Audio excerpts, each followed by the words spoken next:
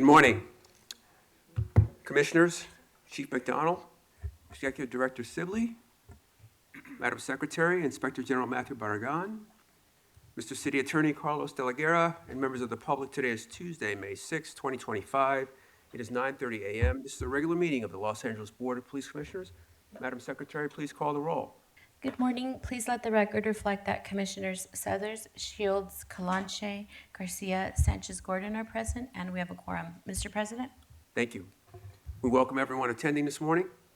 The Police Commission is committed to ensuring equal access to its meetings. It's requested that individuals who require the services of a translator contact the Board Secretary no later than the day preceding the meeting. Whenever possible, a translator will be provided. Sign language interpreters, assistive listening devices, or other auxiliary aids and/or services may be provided upon request. To ensure availability, you are advised to make your request at least 72 hours prior to the meeting you wish to attend. All public comment will be heard during item number 2 on the agenda. We will dedicate a total of 45 minutes to public comment. Members of the public will have 1 minute per agenda item for a maximum of 2 minutes total. At the request of the speaker will be given 1 additional minute for general public comment for a maximum of 3 minutes total. Members of the public, if you choose to participate in the public comment portion of the agenda, you can participate in this meeting in a number of ways outlined on the agenda.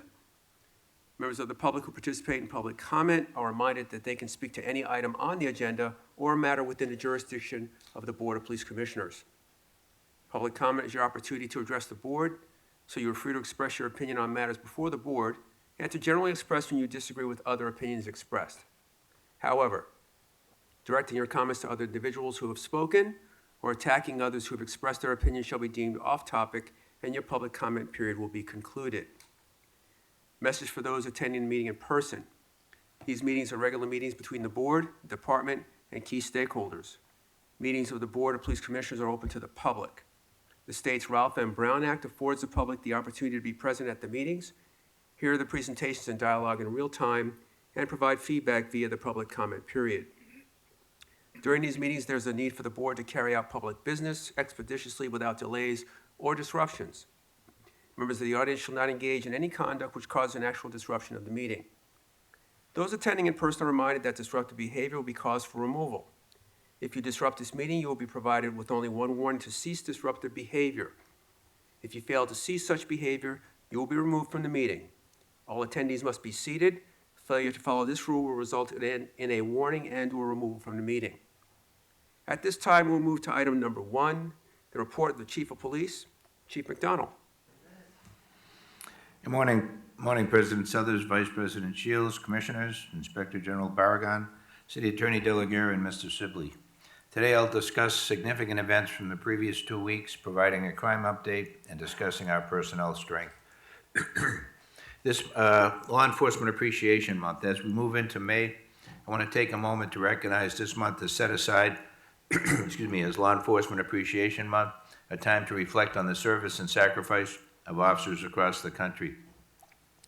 The week of May 15th is known as National Police Week, and May 15th itself is Peace Officers Memorial Day, a day when the nation pauses to honor those who died in the line of duty. It's a time for all of us, not just in law enforcement, but as a community, to remember the men and women who never came home. This past weekend, I traveled to Sacramento for the California Peace Officers Memorial. It's a powerful experience to stand alongside the families and partners of those we've lost, whose pain is lifelong. It's a reminder of the lasting impact of each of those officers had. Next week, I'll be in Washington, D.C. for National Police Week, joining officers and families from across the country to pay tribute together. And on May 22nd, we'll hold our own LAPD Police Memorial Ceremony here at home. It's our way of honoring the 239 members of this department who died in the line of duty. It's one of our most important traditions we keep, honoring the fallen. I want to also recognize that May is Asian American and Pacific Islander Heritage Month. This is an opportunity for our department to honor the contributions and rich cultural history of our AAPI personnel and the communities that we serve. If you visited our headquarters recently, you may have seen banners proudly displayed highlighting members of our department who represent the AAPI heritage. These displays are just one way we're recognizing and celebrating diversity within our ranks. Throughout May, we'll be honoring AAPI Heritage Month with different events across the department. Officer-involved shooting in Southeast. On April 23rd, approximately 2 p.m., Southeast Patrol Division uniformed officers were conducting extra patrol in the area of West 113th Street and Compton Avenue when they observed a known suspect wanted for child abduction. The suspect, identified as Osmin Brazino, was known to carry firearms. Officers attempted a traffic stop on Brazino's vehicle. However, he suddenly fled at a high rate of speed. A short vehicle pursuit ensued, terminating on East 105 Freeway, on-ramp at Central Avenue. Brazino exited his vehicle holding a red and gray backpack. Officers gave repeated commands to Brazino not to reach inside the backpack, which he ignored. Brazino led officers on a foot pursuit running west toward Central Avenue. As he reached Central Avenue, Brazino suddenly stopped, faced a pursuing officer, reached inside the backpack, resulting in an officer-involved shooting. Brazino was struck by gunfire and fell to the pavement, where he was taken into custody without further incident. Brazino was then transported to a local hospital, where he received treatment for multiple gunshot wounds to his torso and left arm. Brazino was absentee booked for an unrelated 245 APC, or assault with a deadly weapon with a firearm, crime report, and other outstanding felony warrants. No officers or community members were injured during this incident. No firearms were located at scene. Brazino's red and gray backpack was recovered and booked as evidence.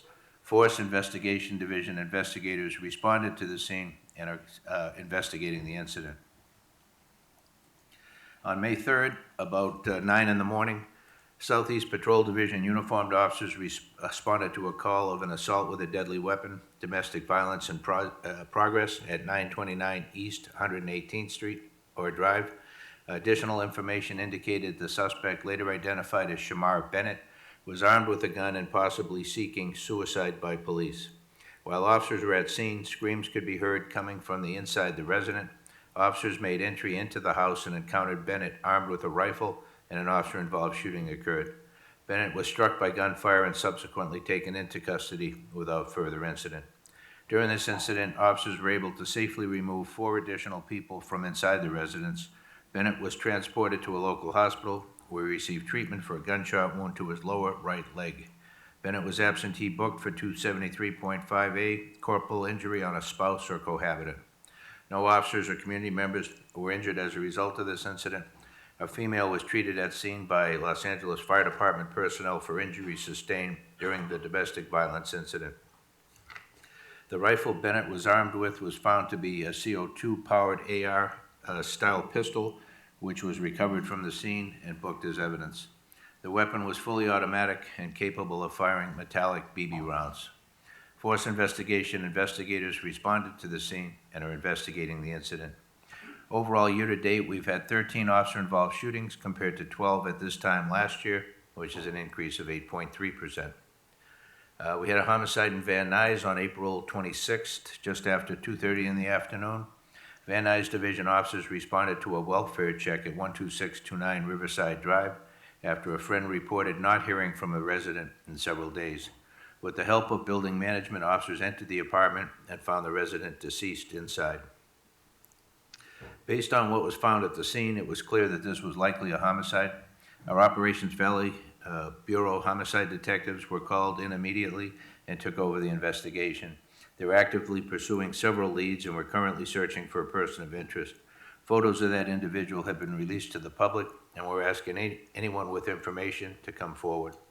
As part of the investigation, we learned that Van Nuys officers had responded to the same location twice in the days leading up to the discovery. On April 23rd, around 3:50 a.m., officers responded to a radio call of an assault with a deadly weapon in progress.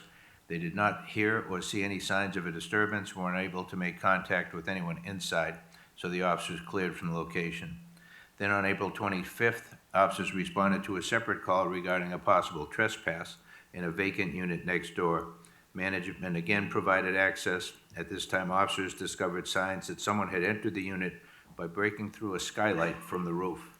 They processed the scene, collected DNA evidence, and completed a trespass report. Given the circumstances, an administrative investigation has been opened to evaluate the handling of the initial call for service on April 23rd. This one is homicide in Topanga on April 26th, about 1 a.m. Topanga officers responded to a battery in progress radio call at a residence on De La Osa Street. The caller had reported an unknown suspect assaulting her husband, but the line disconnected during the call. Communications Division attempted several callbacks, but the calls went to voicemail. The original call included no information about weapons or medical needs. When officers arrived at the location, there was no obvious signs of a disturbance, no one answered the door or callbacks, and no additional information was available from Communications Division. Officers cleared the scene. Later that morning, around 6:45 a.m., a second call was generated at the same location, this time for a death investigation. Topanga officers and LAFD responded and discovered a male victim deceased inside the residence.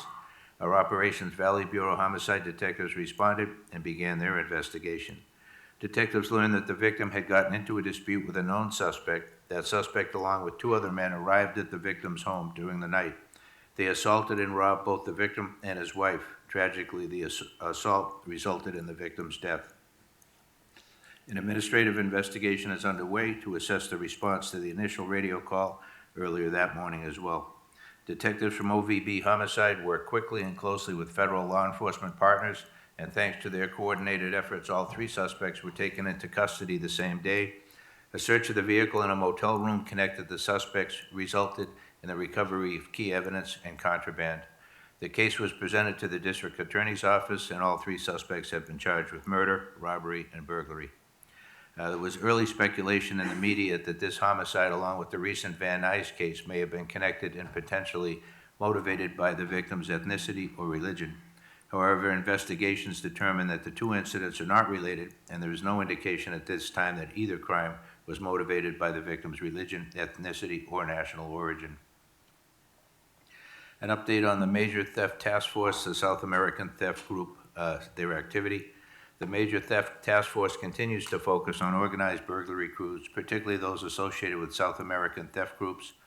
These groups are often transient, sophisticated, and responsible for high-value property crimes across multiple jurisdictions.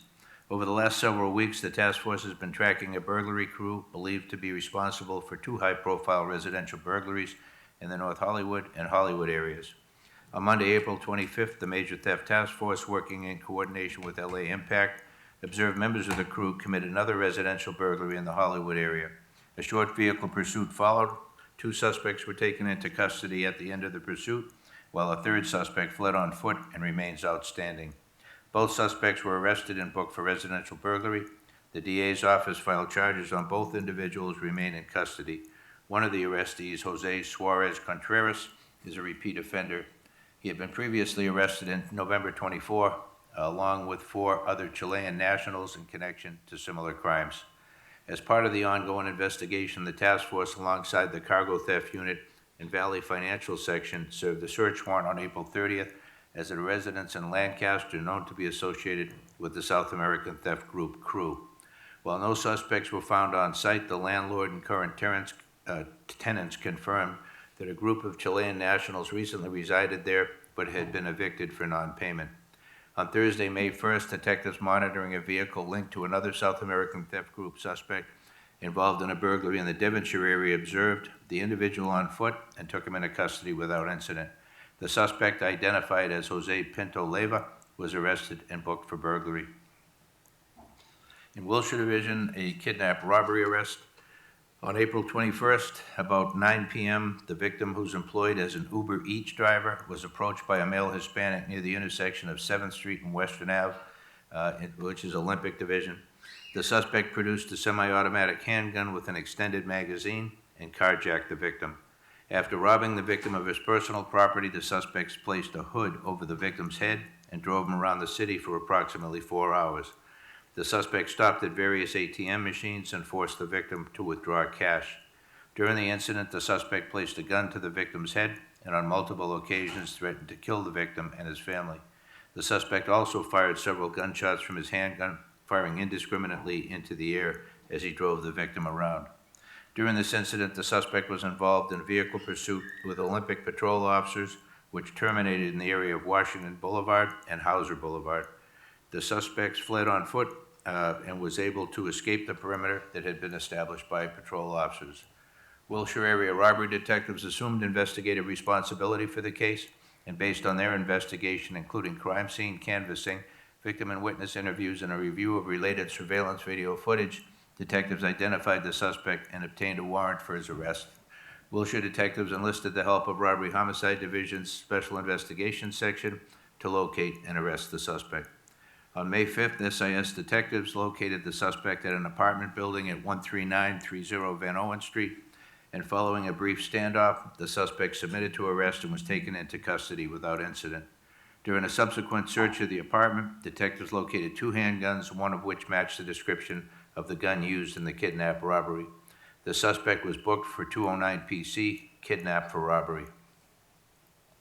During the 4-week period, April 6th through May 3rd, compared to the previous 4 weeks, overall combined persons and property crimes in the city of Los Angeles are down 10.3%, reflecting 877 fewer crimes. This decline is largely driven by a 15% decrease in property crimes, which is a reduction of 1,020 incidents.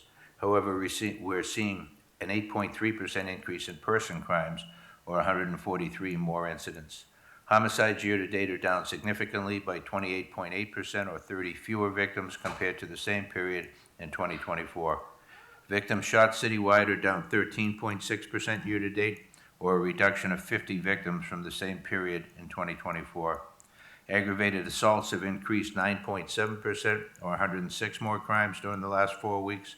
Newton, West LA, 77th, and Olympic areas all experienced notable spikes. However, there is no current crime trend or pattern related to the increases. Robbery incidents rose by 7.3%, or 39 more incidents over the same period. Olympic and 77th had the most significant increases. Nearly half of the robberies, or 276, were strong-arm robberies, which was up 8.2%. Robberies involving firearms decreased slightly by 1.6%, and no identified series or patterns at this time have been noted. Burglaries fell by 12.7% during the period, with all bureaus showing decreases. Residential burglaries are down 7.7% from the previous 4-week period, and non-residential burglaries are down 16.2%. Motor vehicle thefts decreased by 8.2%, or 132 less vehicles taken over that same 4-week period. Currently, our personnel strength, as of May 5th, we have 8,738 sworn personnel and 2,675 civilian professional staff. Our reserve officer complement remains at 360. And that completes my report, Mr. President. Thank you, Chief, and thank you for a number of incidents you've summarized here. Most importantly, the kidnap robbery arrest and the investigative work that went into the detectives arresting that suspect, the Uber Eats victim. I also want to commend the officers who responded to the Spartan College active shooter incident last Friday.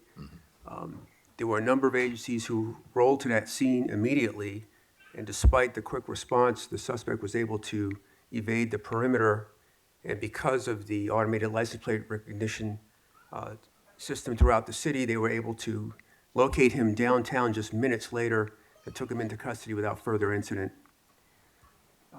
Again, thank you for acknowledging National Police Week, and you went to Sacramento. I know you're going to go to D.C. Really appreciate that. And last but not least, I want to thank those 360 officers who work as our reserves. They worked over 50,000 hours last year, and responded to the wildfires, as well as those 30 officers who participated in the security efforts for the Paris Olympics. It was quite impressive, and I'm really glad they were able to do that. And with that, I will defer to Vice President Shields for any other further comments. Thank you, and thank you, Chief, for that very thorough review, and thank you for acknowledging both Law Enforcement Appreciation Month and Asian American Heritage Month. I had a question about the officer-involved shooting at Southeast. Is there a concurrent Cal DOJ investigation with that one, or were they informed? They're certainly informed, yeah. I'll check the status and get back to you on where they are on that. Okay, thank you. They would generally respond for an incident like that. Yeah, that's what I thought, and Right. I just wanted to confirm that was the case. Excuse me, those in the back, can you please be quiet during these. Thank you. Um, With regards to the homicide in Van Nuys, and I understand that there's an ongoing administrative investigation occurring in connection with that. And I think, with regards to the initial appearance by officers earlier, a couple of days earlier, and they didn't hear anything, and so they left. What is a proper response, right? Because we want to make sure people aren't victims of like swatting calls. Right. So how do you try to balance, like, how do you distinguish between, a false call or someone that may need your help inside a premises? Yeah, it's difficult. It's a judgment situation by the officers on scene. They'll try and get additional follow-up from communications with callbacks, with whatever they can work to look at prior incidents that occurred at that location. And then they'll try and talk to people in the area, neighbors, if they can get them to see what information they can pull together. Like you said, there's a sensitivity to not wanting to kick a door and go into a place and potentially have it be a swatting type call, but at the same time balance that with the need to ensure that nobody's inside and down. So yeah, we're doing a pretty deep dive on that. And I understand that some of the residents at that apartment complex have, security concerns, both with regards to, building management, things like that. Is there anything the city attorney's office, or have you reached out to the city attorney's office to see if there's anything that they can do to make sure that that complex is kept safe and that the landlords are doing what they should be doing to keep residents safe? Yeah, that would be the senior lead officers in the area would coordinate that. They often work closely with the partners at the city attorney's office to look at potential for abatement or nuisance property type activity. And I'm not sure exactly where they are on that one, but we can check that as well. Wonderful, thank you.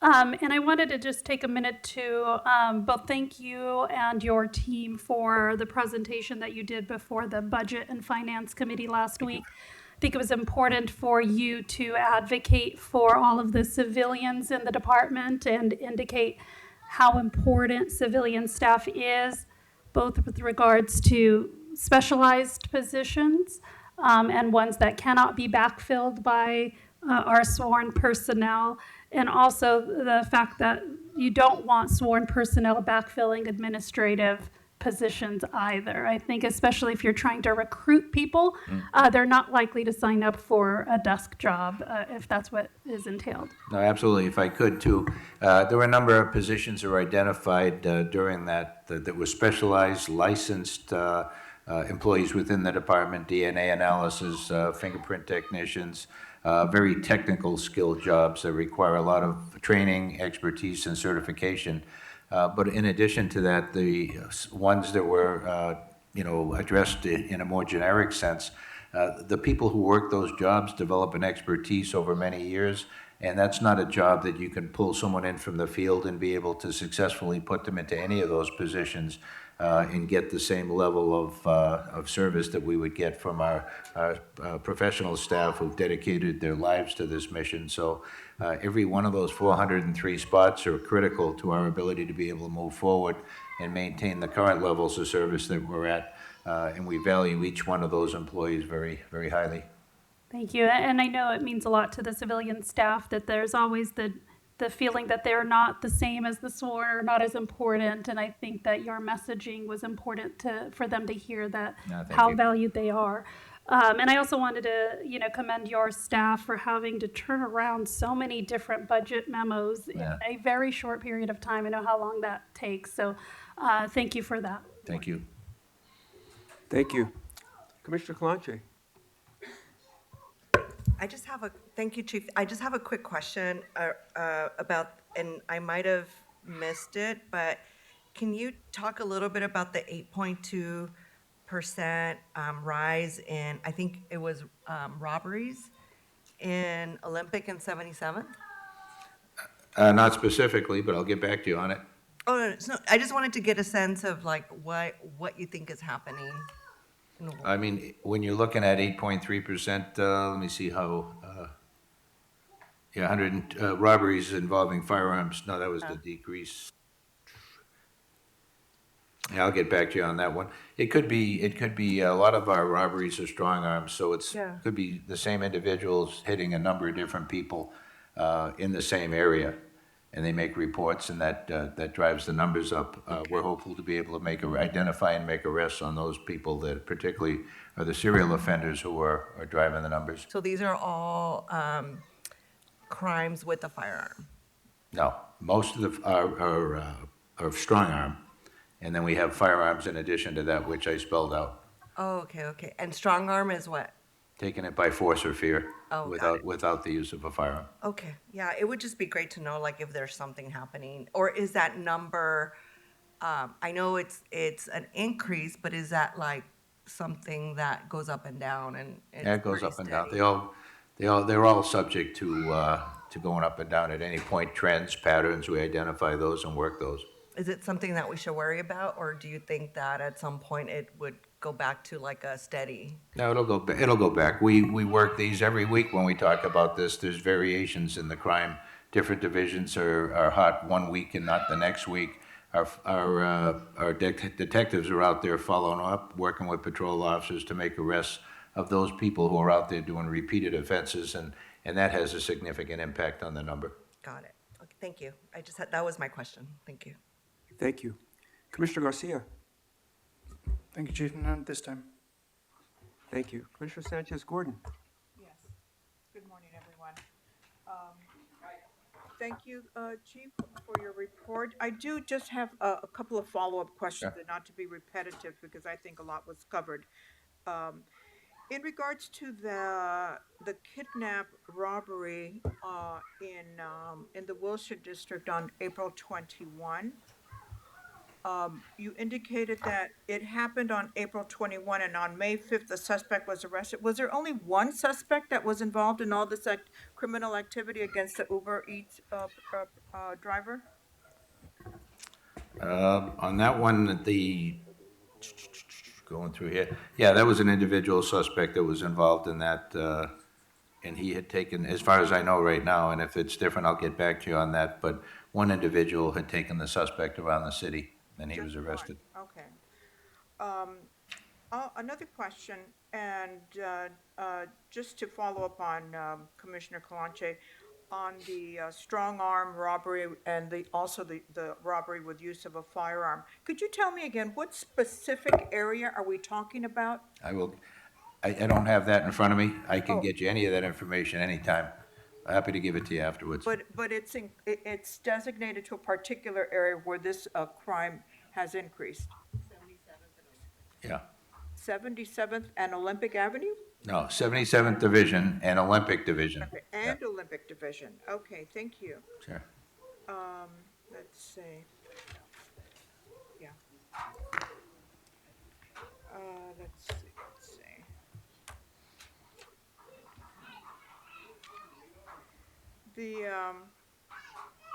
The investigation,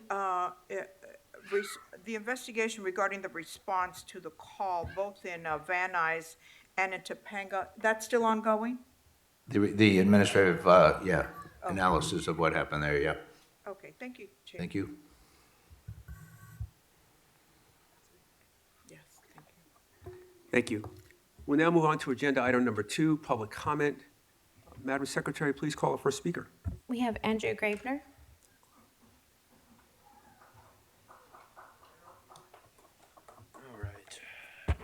Starting off with the Chiefs report, the Chiefs report should be limited to a maximum of 3 minutes at every meeting. If the Chiefs report exceeds 3 minutes, which will match the amount of time the Chief takes, and regardless of how long the Chief takes to give his report, everyone should be able to speak both in person and on the phone.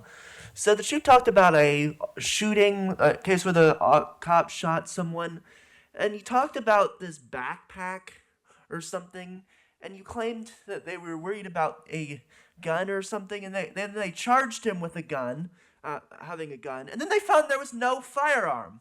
So they said they charged him. He said he was charged with having a firearm, but he didn't actually have a firearm in his backpack. So why is he still being charged with a firearm, having a firearm when he apparently didn't have one at all, even? after they shot him? So that's a good question. No, is whether the guy's still being charged with a firearm after they found he didn't have a firearm. So we have the consent agenda. Oh, and he also talked a lot about, how great the cops are. Like, they're just all kinds of wasting our time. All this propaganda nonsense during his report. Just, almost 15 minutes for the report today. Come on. We have the consent agenda.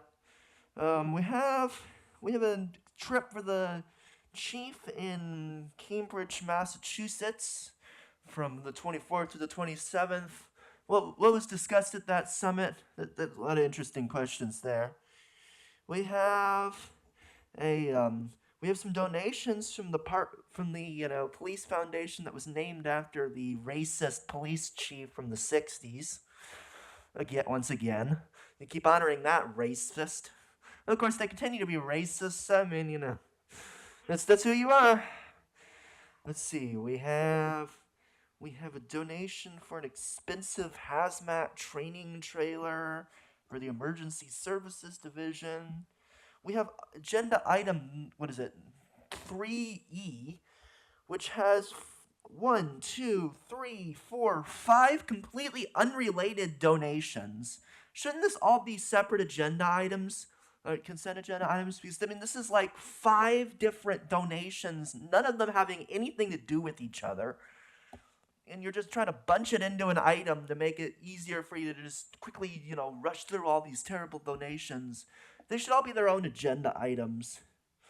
I don't have time to get through all this nonsense, but this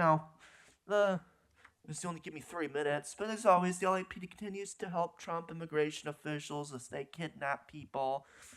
Errol, are you gonna protect your students when Trump starts kidnapping your students at US? Thank you. Next, we have Masos.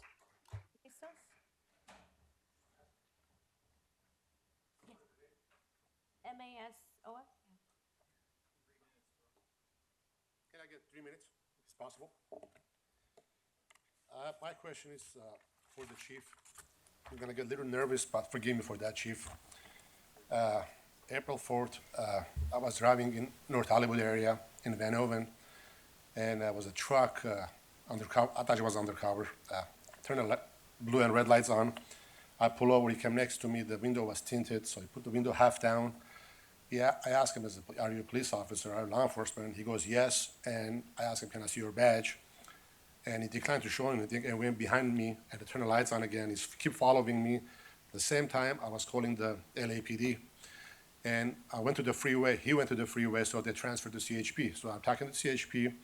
I went all the way to, I believe, Pacoima area. He's following me. So he went to the street. I went to follow him, get his license plate, and I got his license plate, but the street we went together, it was closed. So he was one way out. I believe he called 911 and tell him I have a gun, things of that nature. And I have nothing but great respect to good law enforcement. In Pacoima PD, I think the Foothill Division, they came, they put handcuffs on me. It was so tight, it was all bruised. I have pictures, I can send it to you. I did talk to your chief of staff about this last week. And I have a very, very concern about this because I know, I don't know you personally, but I know you from Long Beach Chief. I know you from the sheriff.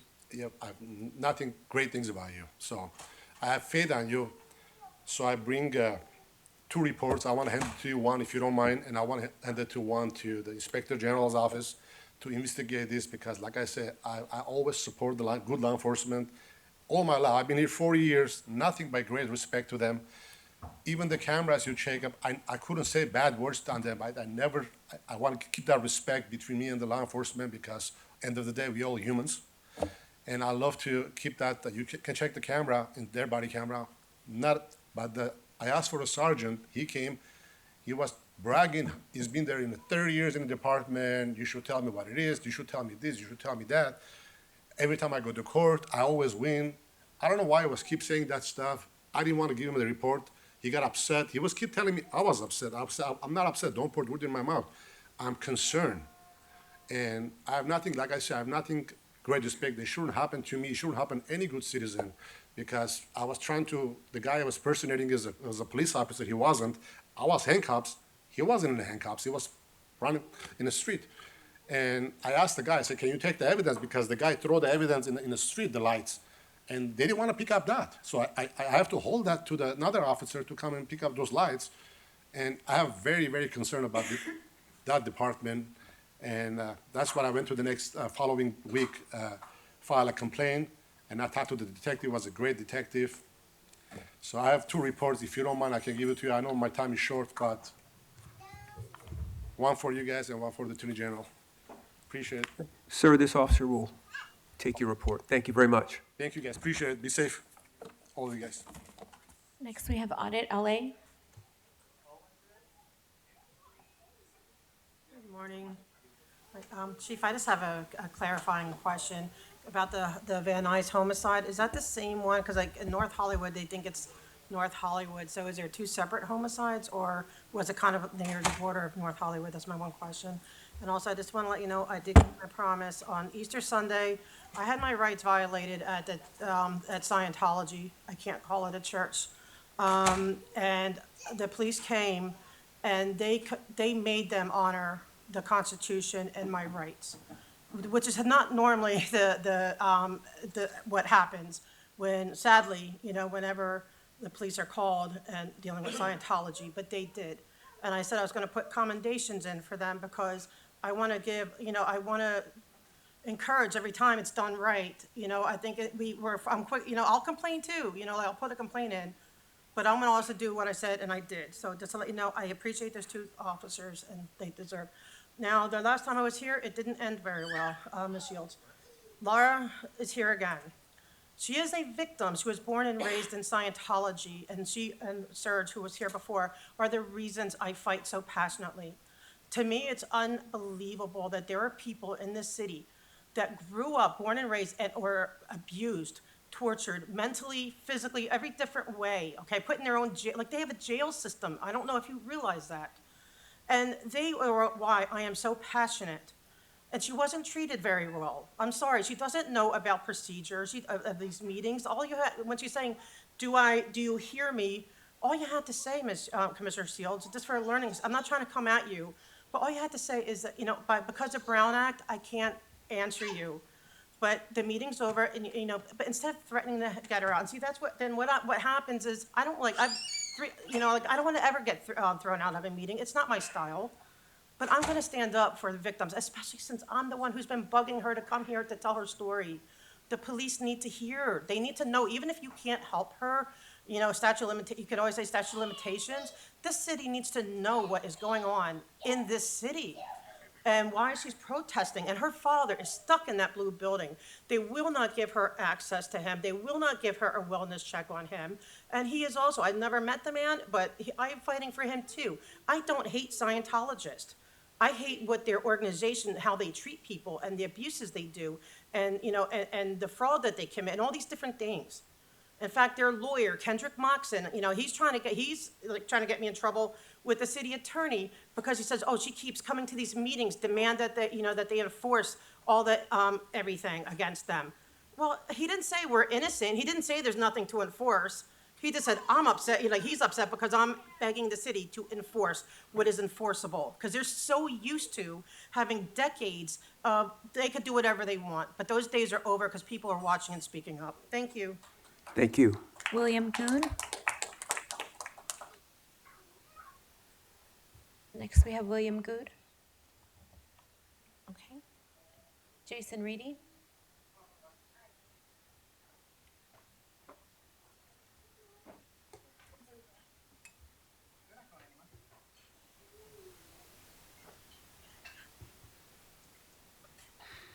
All right, so while you were all on break, we found out about that on April 11th, 2024, Joe Ward Wallace, the owner of South LA Cafe, was brutally assaulted and arrested by LAPD pigs, Joshua Sportello and Edward Pedroza. The attack occurred after Ward Wallace approached them to file a complaint about another pig who was recklessly driving through the neighborhood. Now, Ward Wallace wound up being arrested for assaulting a pig and was denied bail for 5 days until the charges were dropped. Some of the harrowing experience included being thrown into solitary confinement and being fed food with cockroaches in it. Now, one of the pigs involved in the assault of Ward Wallace, Joshua Sportello, has a documented history of violence against black men. Sportello was captured on video punching Alexander Mitchell, a handcuffed black man, last July. Charges against him were also dropped, coincidentally. Now, William Good uncovered that Joshua Sportello was in the Marines before becoming an LAPD pig. You know, in your main message, you were talking about Memorial Day and honoring these veterans. Now, what was he known for, Joshua Sportello? Yes, Papa. Being a racist and bullying the few black Marines in the unit. Someone who was in his unit said that he microwaved live rabbits, tarantulas, and rats and would watch them explode for entertainment. Now, on May 2nd, 2024, LAPD pig Joshua Sportello was front and center during the full-on assault on UCLA's Palestine Solidarity Encampment. Witnesses reported that he pushed multiple women into a steel garbage can. These three events happened over the span of 108 days. Now, Joshua Sportello has been an LAPD pig since 2019. Who else has he preyed on in our communities? Now, at a time when LAPD liability payouts have reached historic highs, 2 lawsuits filed in the last 9 months stem directly from acts of terror committed by Joshua Sportello. None of you asked about this incident. None of you asked about it. Did you know about it? You want to shake your head yes or no? Nobody asked about it today. Again, you released video of the shooting of Jillian Schreiner that shows that pigs shouted at Schreiner to drop her gun for 1 minute and 25 seconds before they say, it's the police.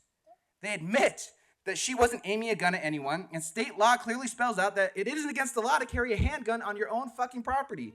Now, moving on to McDonald. You might be the most milquetoast chief the LAPD's ever had. If Bland was a person, this would be it.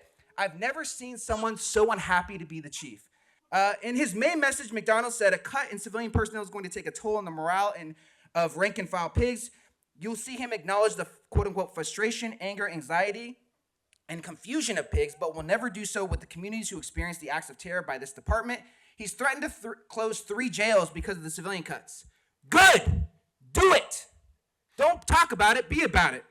And lastly, I wanted to talk about how in honoring AAPI month, you couldn't miss a chance to throw in a picture of Ronald Reagan in your commemoration. And I want to just say, again, why wasn't that brought up? You guys are supposed to be the voice of the public, and yet nobody had anything to say about this attack on a black man, a respected black man in the South LA community that's even talked about working with the LAPD. Thank you. Next on Zoom, we have Defend the LAPD. Good morning. All items, please. Okay, 3 minutes. 6 months ago into this administration, there has been no real change. The department clings to outdated leadership models, union-driven decisions, and symbolic programs, while patrol units are overwhelmed and response times keep climbing.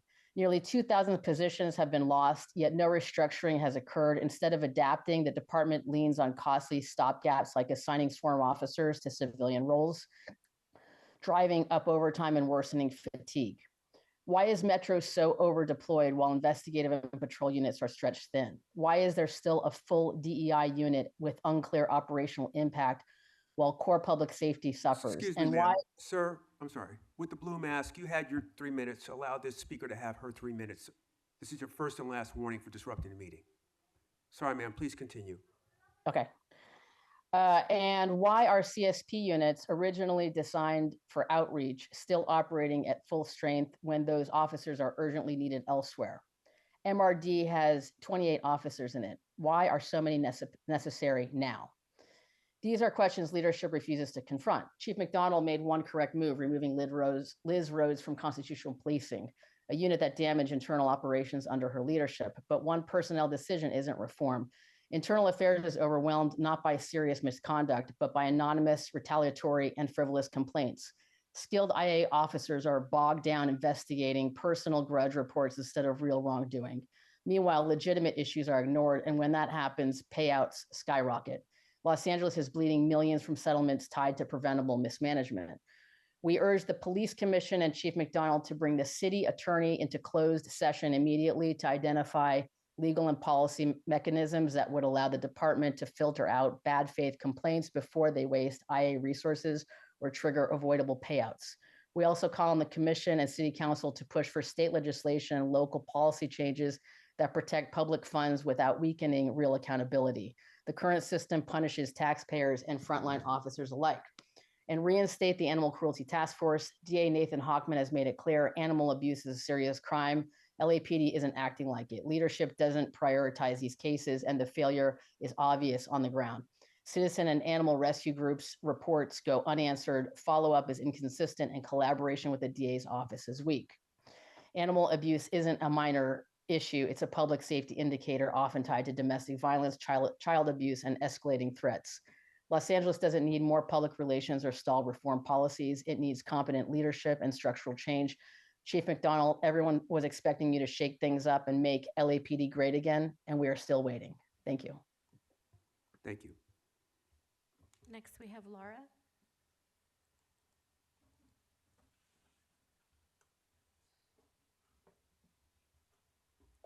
Hi, I was here 2 weeks ago.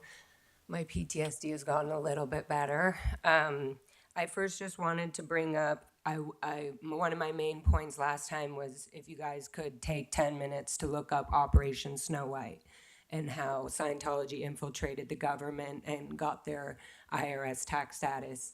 It sounds like a weird thing, sounds like a conspiracy, but really, it really happened, and I was one of the kids during that time. Why I'm bringing this up is you brought up fake swatting calls that are happening.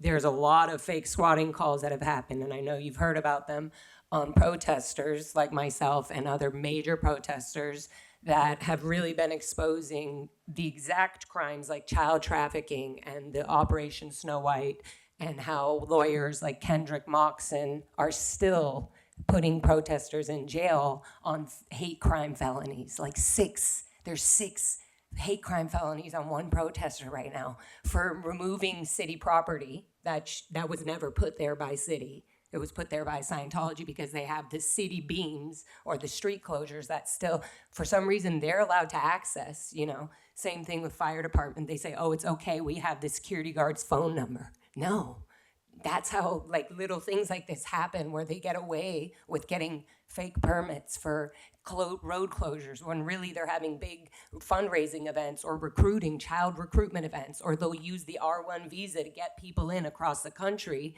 and then recruit their family and kids and say, you can be here because we have religious status. You can be here, we have your family. Then once they're here, they're monitoring their every move with every camera, everything. So they use that information, blackmail later to get back at that family from not wanting to leave Scientology at all, but thinking like, oh, this is their only way to freedom. And then they eventually recruit them into the Sea organization, the billion-year contract that I told you guys about earlier. Kendrick Moxon is putting these protesters, people like me and a bunch of other people, protesters, sending the prosecutor, the LA prosecutor, who also is trying to get some protester law pushed through. But you have Kendrick Moxon from Scientology 40 years later, putting the protesters on a protester law that has nothing to do with the protesting of Scientology. Scientology's not a cult. Scientology's a cult. It's not a religion. Look up Operation Snow White. Look up why this is so intense, why there are protesters literally trying to say Scientology traffics children. Stop giving them the permits for L. Ron Hubbard Way.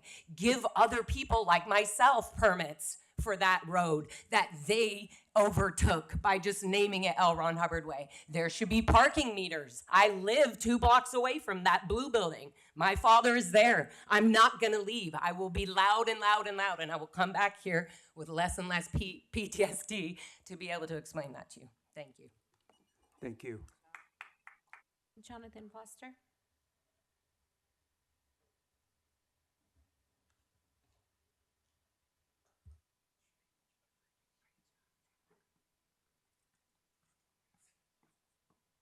I definitely, Jonathan Foster, definitely not welcome here sometimes. But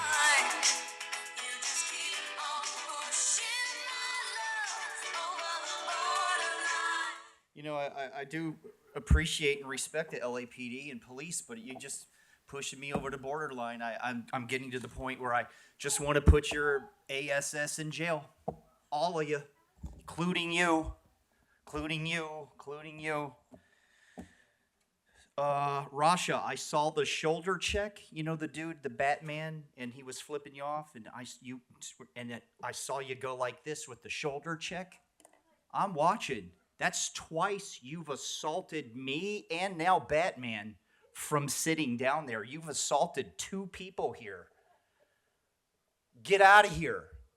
You've assaulted 2 people from sitting down there. You think I'm not watching?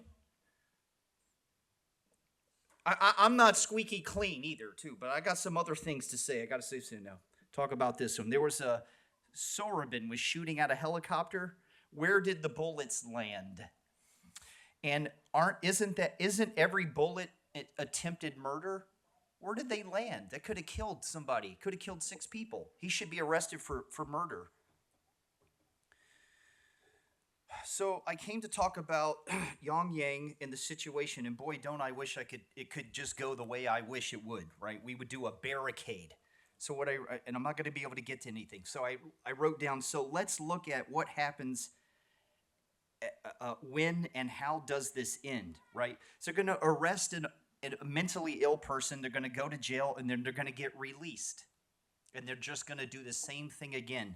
There was a guy in Vancouver, he ran over several people, this Kai G. Adam Lowe, but he had a history with police. So it doesn't matter if you arrest mentally ill people and put them in jail, they get let out and they're going to do stuff again, right? And I talked about assigning these people to a caretaker, but Yongyang he was assigned to both his parents, and look what happened. So how come you didn't go to the call? Aren't you the one with the most experience? You should have went. Maybe he'd still be alive. You need to get in the car and go to every next call, bro. So, what I put down here was, let's see if I can establish conversation with Yongyang, right? And maybe that could have been his twin and the parents, not the mentally ill respondent people who called LAPD, and now Yongyang's dead. How come I'm the smartest one in the building that can get you out of this, but nobody listens to me? There's no more time. Rasha, you need to stop assaulting people from up there. And you need to leave, Rasha. Leave, Rasha. Thank you. Next, we have Grace.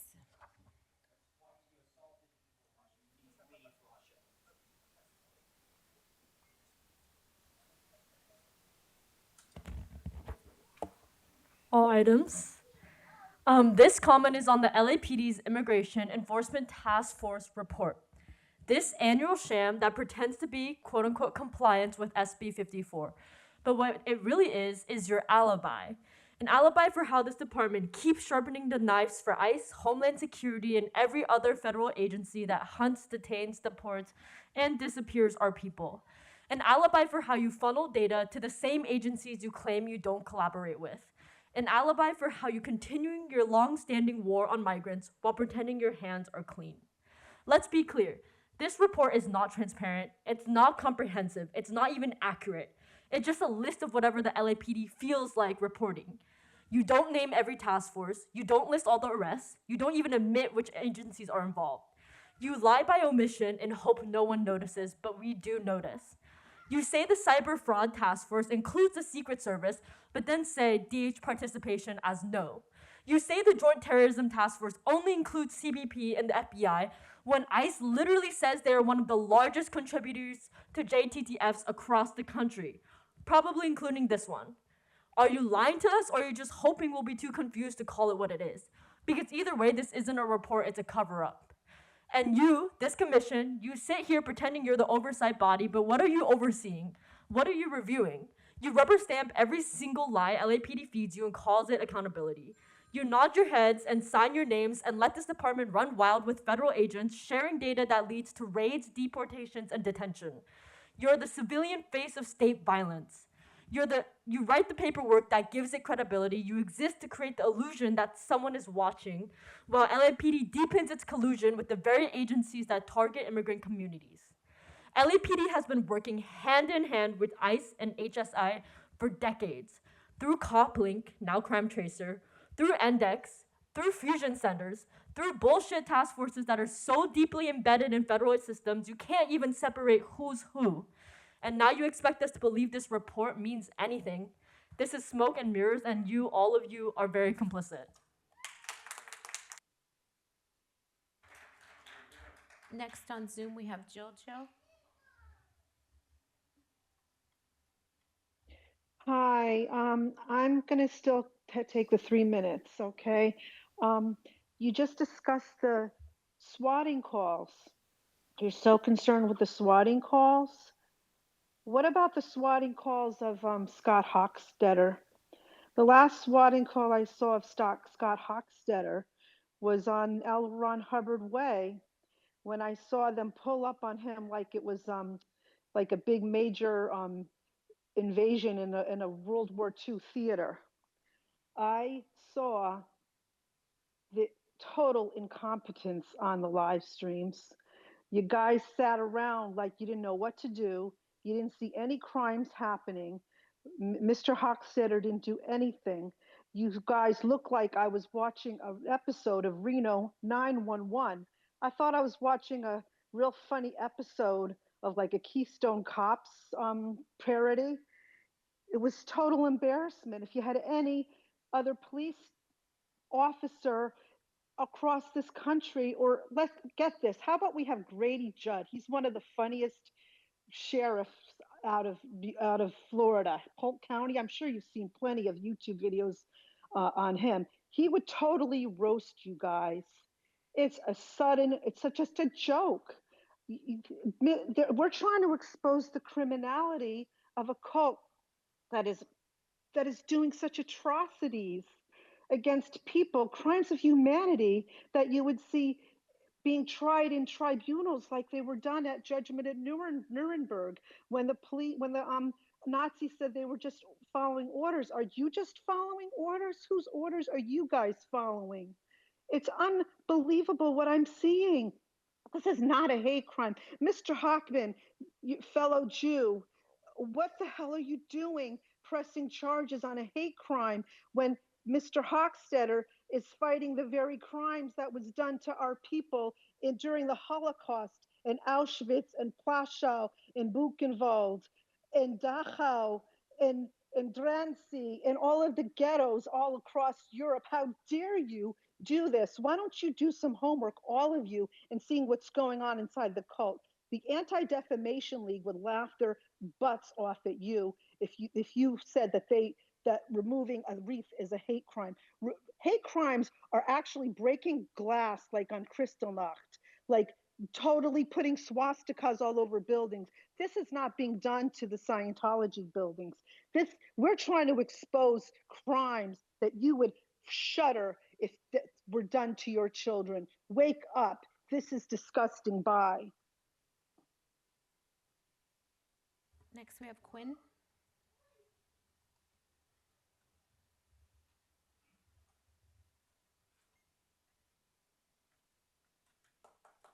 So Grace began to talk about how this week you have a whole section on immigration enforcement, a report, in fact, on how you're allegedly complying with Senate Bill 54, which would have you report on how you participate in joint task forces when there's another federal agency involved. You state you report on the purpose of the task force, which federal, state, and law enforcement agencies are involved, and how many arrests were made. Your document has some of these reports. And the reality is that we won't see what you decide to report. The reality is that you get to decide what you report on in every instance. We don't see every single task force or the complete totality of arrests or searches or detainments because you get to choose what goes in it. Your reports are misleading, confusing, inaccurate, and selectively report which information you'd like to share. This sounds just like every time Teresa and Jim talk, misleading, confusing, and frankly, inaccurate. Jim, last meeting you gave pigs 72 hours to get their story straight before they're interviewed. But unfortunately, it seems like you don't take that time before you come to this meeting every day at 9:30 because every single time you talk, you're confusing, misleading, and inaccurate. In fact, you seem to be unable to get your story straight on whether or not LAPD collaborates with immigration enforcement. At least have a consistent line, not fluctuating ones. In fact, this report from this week obfuscates the realities multiple times throughout, as the number of agencies on each task force remain inconsistent when cross-checked with news reports from that same year. Grace already talked about the cyber fraud task force, but another example is that when LAPD describes the LA Regional Internet Crimes Against Children Task Force, which it leads, by the way, it is inconsistent in reporting, wow, I'm surprised and shocked, how many agencies are on the task force. In December 2024, LAPD stated that there are 103 law enforcement agencies on the task force, including ICE, whom task force members work closely with so they can, quote from you guys, work together and collaborate on cases. While reporting on this task force in this year's report, LAPD only lists 4 other agencies, including HSI. In its 2022 report on this task force, LAPD only lists 1 agency, again, HSI, as participating on this task force, and notes that HSI made 34 arrests that year. But in a 2022 media release, LAPD describes engaging in operations that year with 64 affiliate law enforcement agencies. Some task forces LAPD participates on are not listed at all, in fact. While LAPD is a leading member of the Organized Retail Crimes Task Force, announced by BASS in 2023, in which LAPD works with multiple agencies, including the U.S. Marshals, the FBI, and the Local Fusion Center, JRIC, this task force is not listed at all in 2023 and 2024 reports, presumably because another California agency is already reporting on it, but we don't know. So this task force, which is facilitating the expansion of LAPD mass surveillance in communities by expanding real-time crime centers to all LAPD Your divisions time's up. and the addition of automatic light. Thank you. Thank you. Your time has expired. Hamid Khan. Hamid Khan.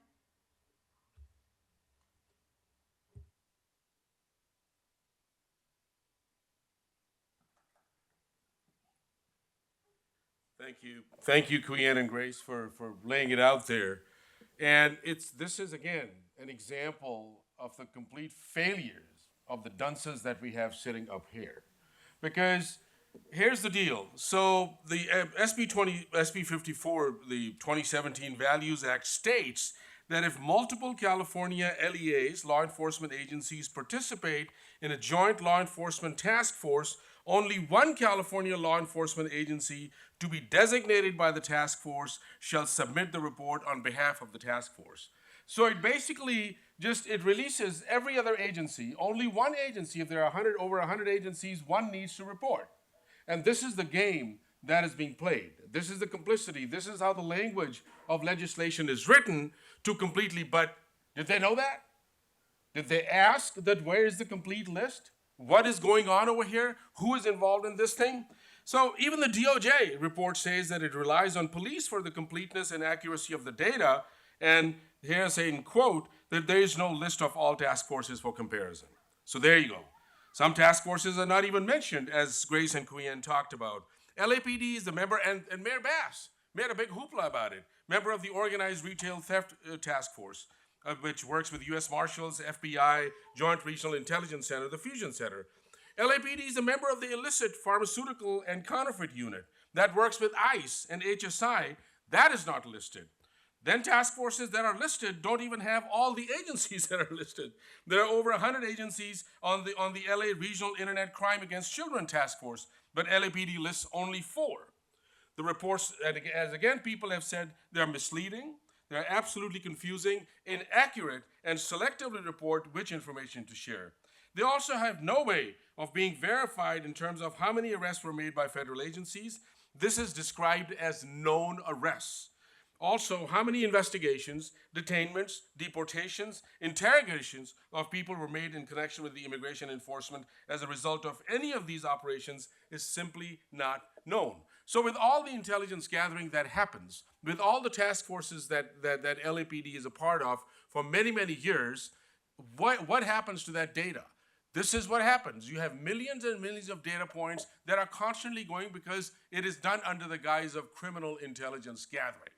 And all these agencies, people's families' information are there. Give you one example. The National Law Enforcement Telecommunication System, NLETS, when it started, ICE said in 2011 that they already had over 1 billion transactions.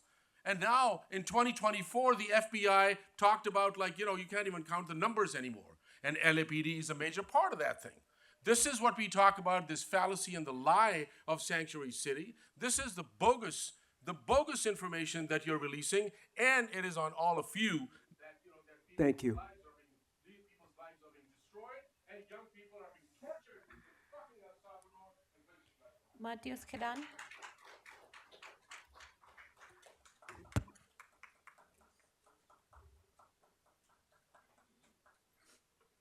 Just to continue on where Hamid left off, this is a farce. It's theater, it's performance. This reporting is incomplete, and it's entirely performative. And I think I want to uplift two things particularly. One, your officers are largely ideologically aligned with the violence that we see perpetuated among young folks, the unconstitutional, I'm using that in quotes because from our standpoint, the Constitution is a framework for oppression. It's not a means of protection. But the unconstitutional deportation of young people.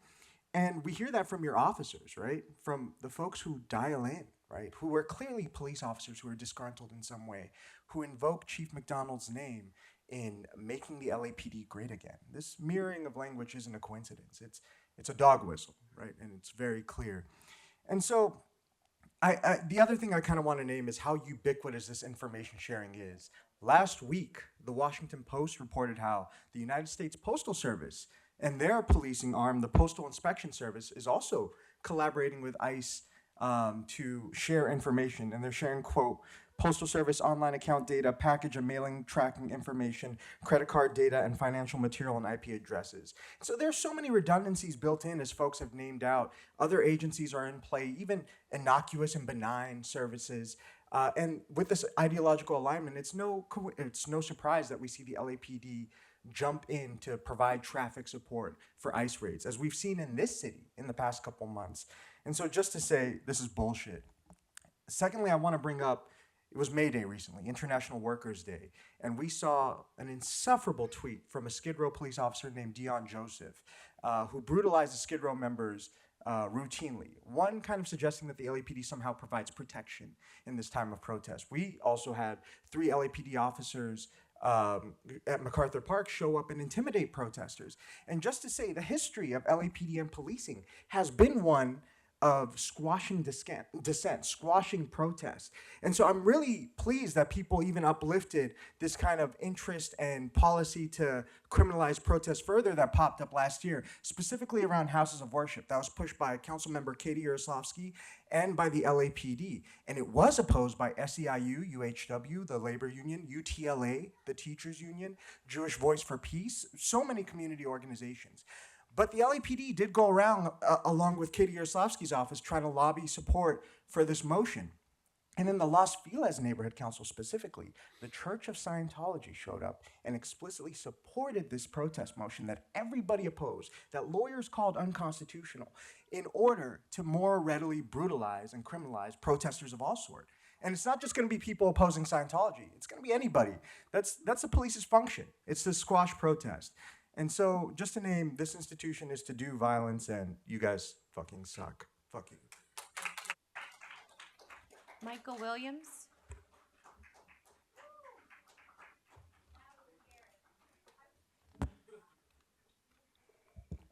So it's Officer Appreciation Month.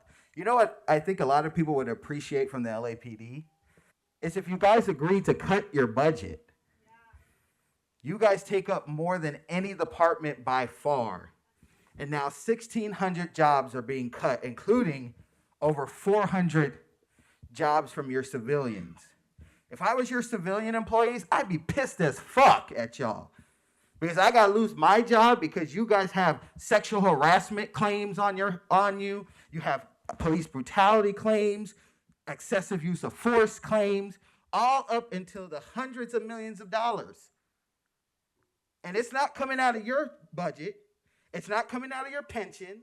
It's not coming out of your overtime pay. It's causing your civilian staff to lose their job, over 400 of them. Doesn't that piss you off? Doesn't that make you mad? Why are you paying for what they did? You guys could make a proposal to take that money out of their budget, but you won't do it. This fool could agree to cut down his pay. He gets paid over almost $500,000. You could take that to 150 and still live. That would save like a couple dozen jobs. He won't do it. We know you won't do the things that would actually save these people jobs. The only thing you'll do is get up here and cry about how sad you are that you got to see them go. And I'm telling you, if I was a civilian here working for the LAPD, I would be pissed as fuck. I'd be at the city council asking them to defund the police. Because this is ridiculous. This city is starting to crumble apart, and it's because you all won't do your job. You all won't hold police accountable. You won't defund the police. And so now the city and the city workers are having to pay the price for your incompetence, for your lack of ability to keep in check these animals. I shouldn't call y'all animals. That's disrespectful to animals. These demons. It's sad. And we don't come here because we know you're going to do anything. We come here because we know that the best place to show how inadequate, how inept, how uncaring, how incompassionate the city of Los Angeles government is to take people to the LA Police Commission. That's why we come here every week. But y'all can prove me wrong. Chief, you want to say you're going to cut your paycheck right now? Prove me wrong, make me look stupid. Ain't gonna do it. Anyway.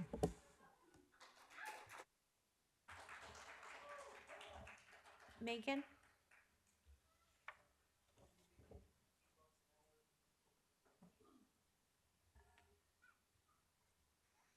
Hard to watch today. Y'all are getting humiliated.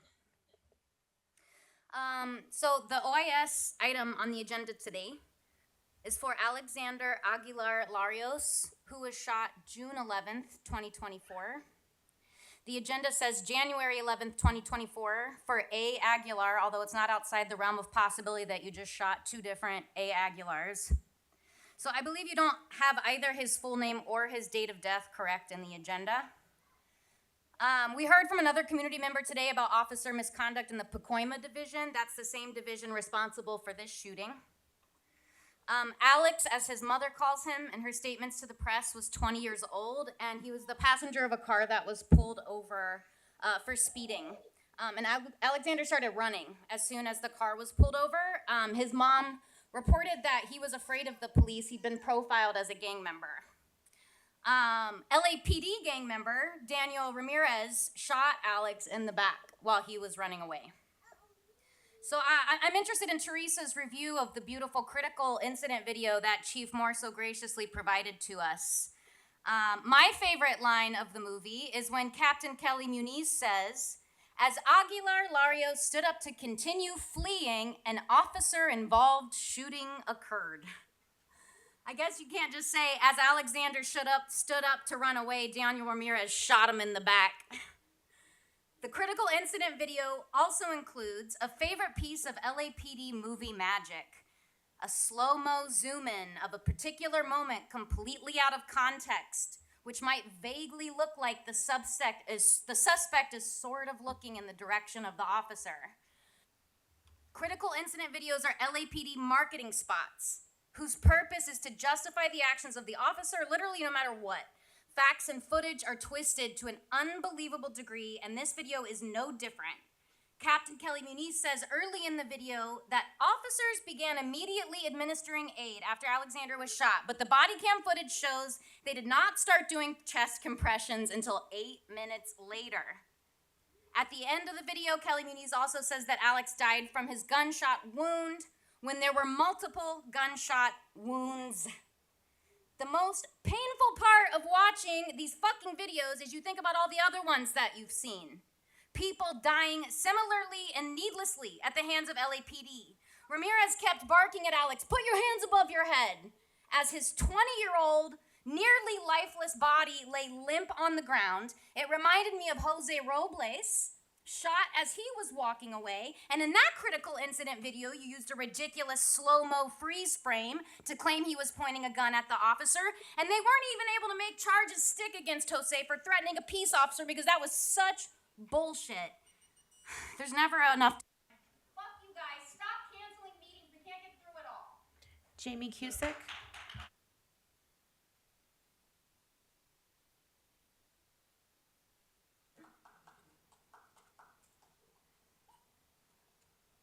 So it's been a number of weeks, but because this meeting is such a fucking sham and so deeply unserious, I think it's worth bringing up LAPD's embarrassing and accidentally very funny Women's History Month presentation.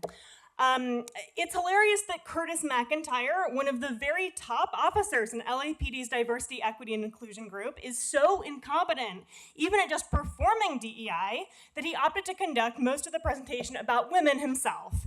It is so classic LAPD to fail even at paying token lip service to diversity.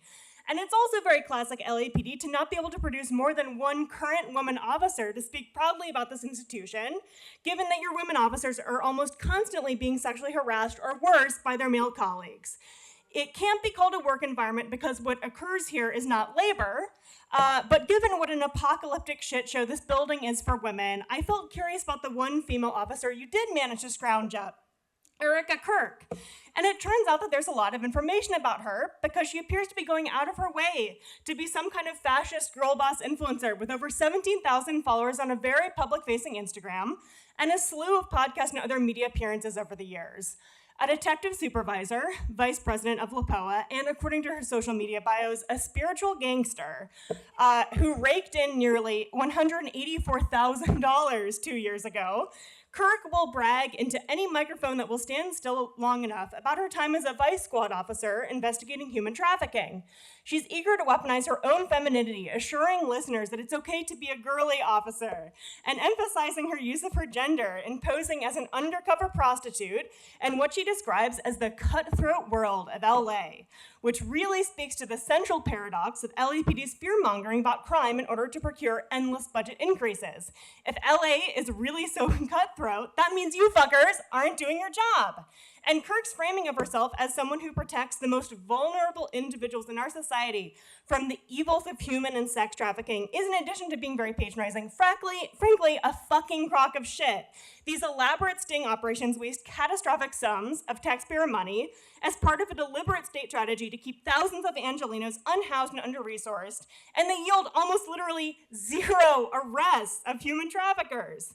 Both the practice and the intent of the city's war on human trafficking is to target sex workers and their clients and the victims of trafficking themselves, such as Linda Becerra Moran. The Foothill Division officers who murdered Linda a few months ago knew they had been called to rescue a woman who was being held against her will, and yet the pig who shot her perceived her only as a subhuman threat to his own safety, backing away in fear as he opened fire on a crying and anguished woman. By failing to provide even a semblance of oversight for countless prior instances of LAPD's institutional racism and transmisogyny, this commission is responsible. Thank you.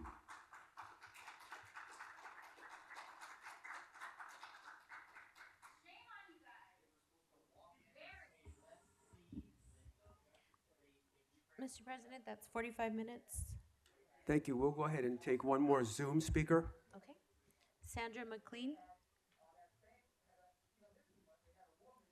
Hi, can you hear me? Hi, yes, what item? Sir, we have a speaker on Zoom. Please allow the person to speak. Thank you. Please allow this person to speak. You had your 3 minutes.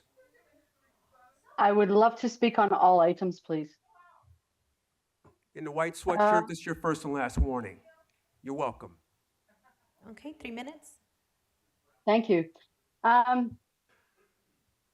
Chief, you mentioned the French government and the Olympics at the beginning of this speech.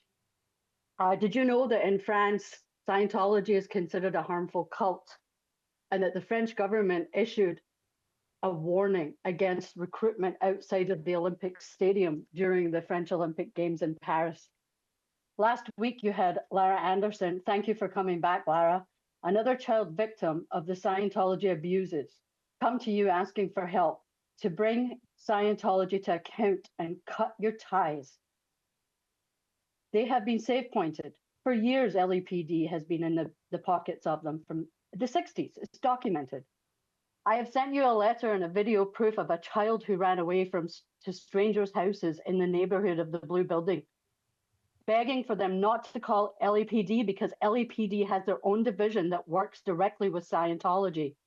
Janet Whelan, Kirsten Catano-Peterson, Kendrick Moxon all know about these abuses and have been silencing people for years. Look what happened. to Paulette Cooper during Operation Snow White, the biggest infiltration of the US government by Scientology. It was found that they had framed Paulette Cooper, one of their biggest critics, with a bomb threat. It was all documented. Separate yourself. Separate yourself away from them. They are a harmful cult and you are complicit. Thank you, and I yield back my time. Thank you. We'll now move on to agenda item number 3, the consent agenda items. We have consent agenda items 3A through M. Are there any comments or questions on the agenda items? Any questions or comments on any of the agenda items? Hearing none, I move that we approve the consent agenda items 3A through M. Is there a second? Second. Moved and seconded. All in favor, say aye. Aye. Motion carries. Thank you very much. We'll now move on to agenda item number 4. Okay. You want to take a break? Okay. We're going to go ahead and take a 10-minute recess. We'll come back at 11. Thank you.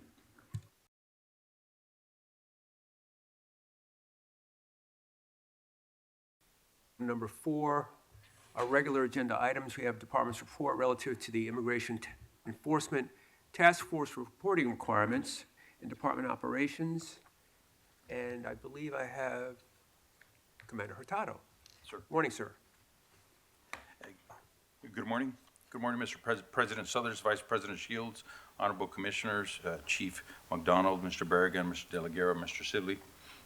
My name is Herman Hurtado, Commander for Professional Standards Bureau and the Department's Immigration Affairs Liaison. It's been one of my roles for the past 3 years. It's also provided me the ability to support our diverse communities in the city of Los Angeles. The background on this presentation is December 29, 2017, Los Angeles Police Department published the Office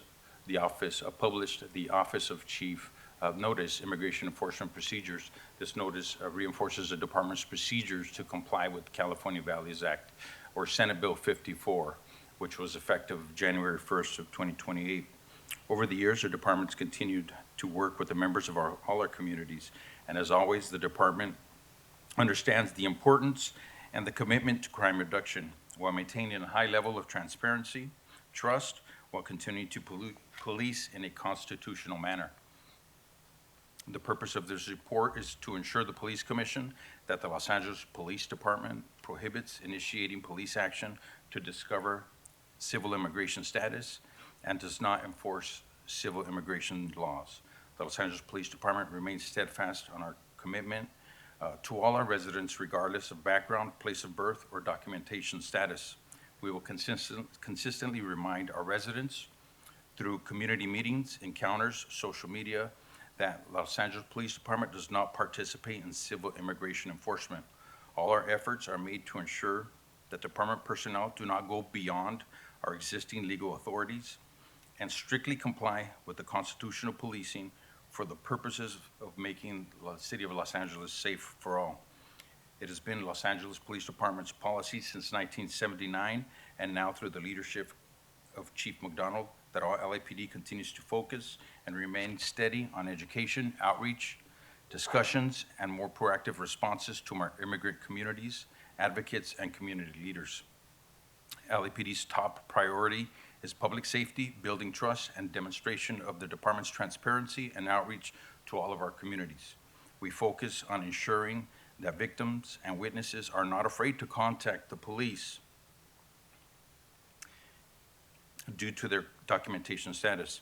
We recognize we need them to assist us, be our witnesses, and to come forward when they are victimized, regardless of their immigration status.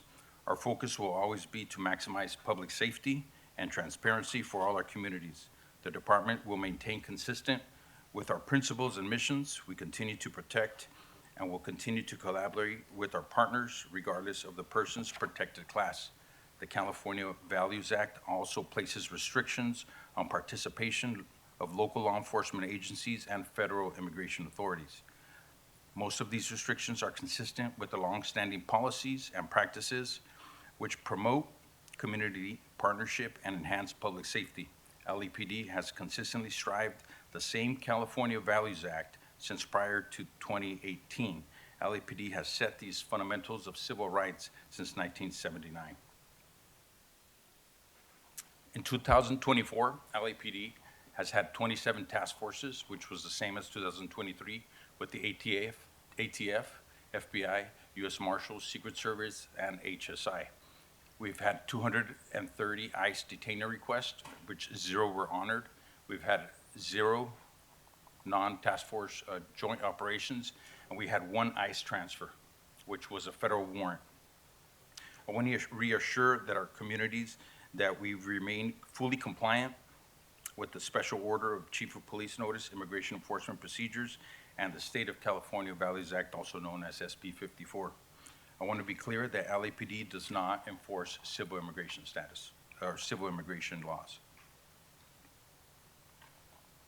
We've participated in the 27 task forces, and out of those, we've had 1,321 arrests,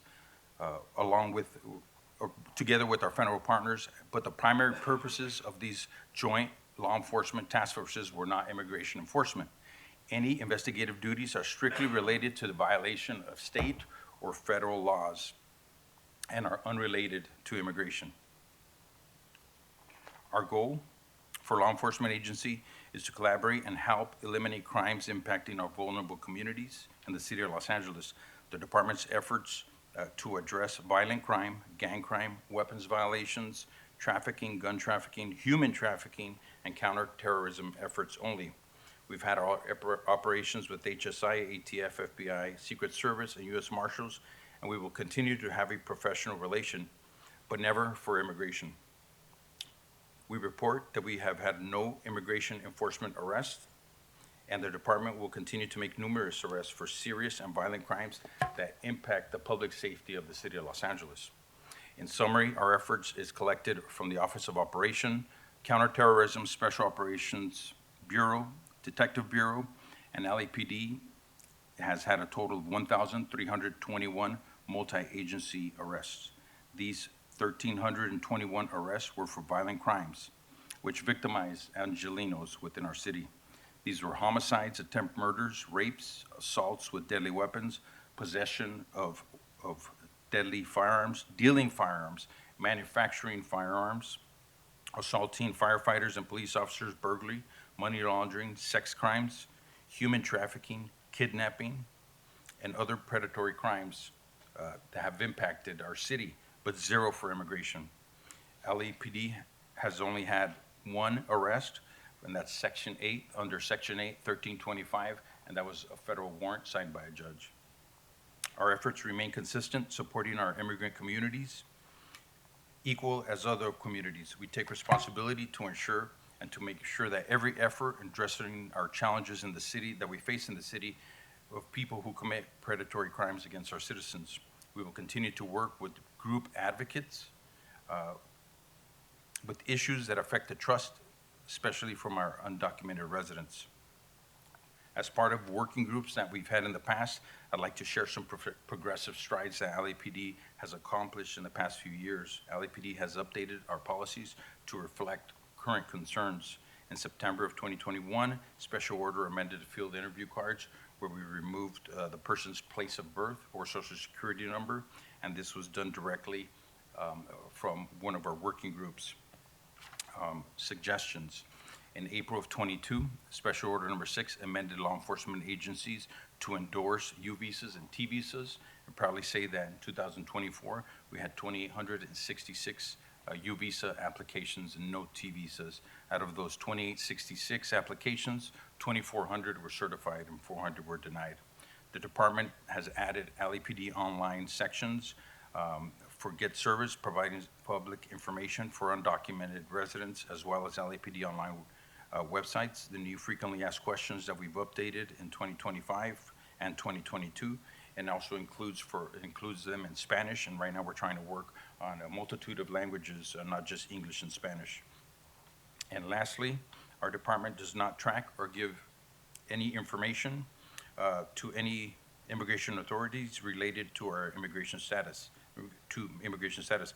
However, I do want to point out, and it's very important for the commission and the public to understand, that individuals that are arrested for crimes are fingerprinted through the centralized automated booking system, and arrestees' information are automatically entered into the NCIC, or the National Crime Intelligence Center.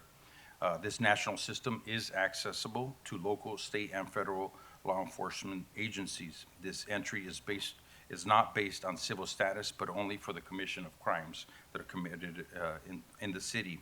If someone is entered into this system, it's because they were arrested and booked for a crime. It has nothing to do with their documentation status. LAPD will continue to ensure the department's efforts are supported throughout all of our communities under the lens of public safety and constitutional law.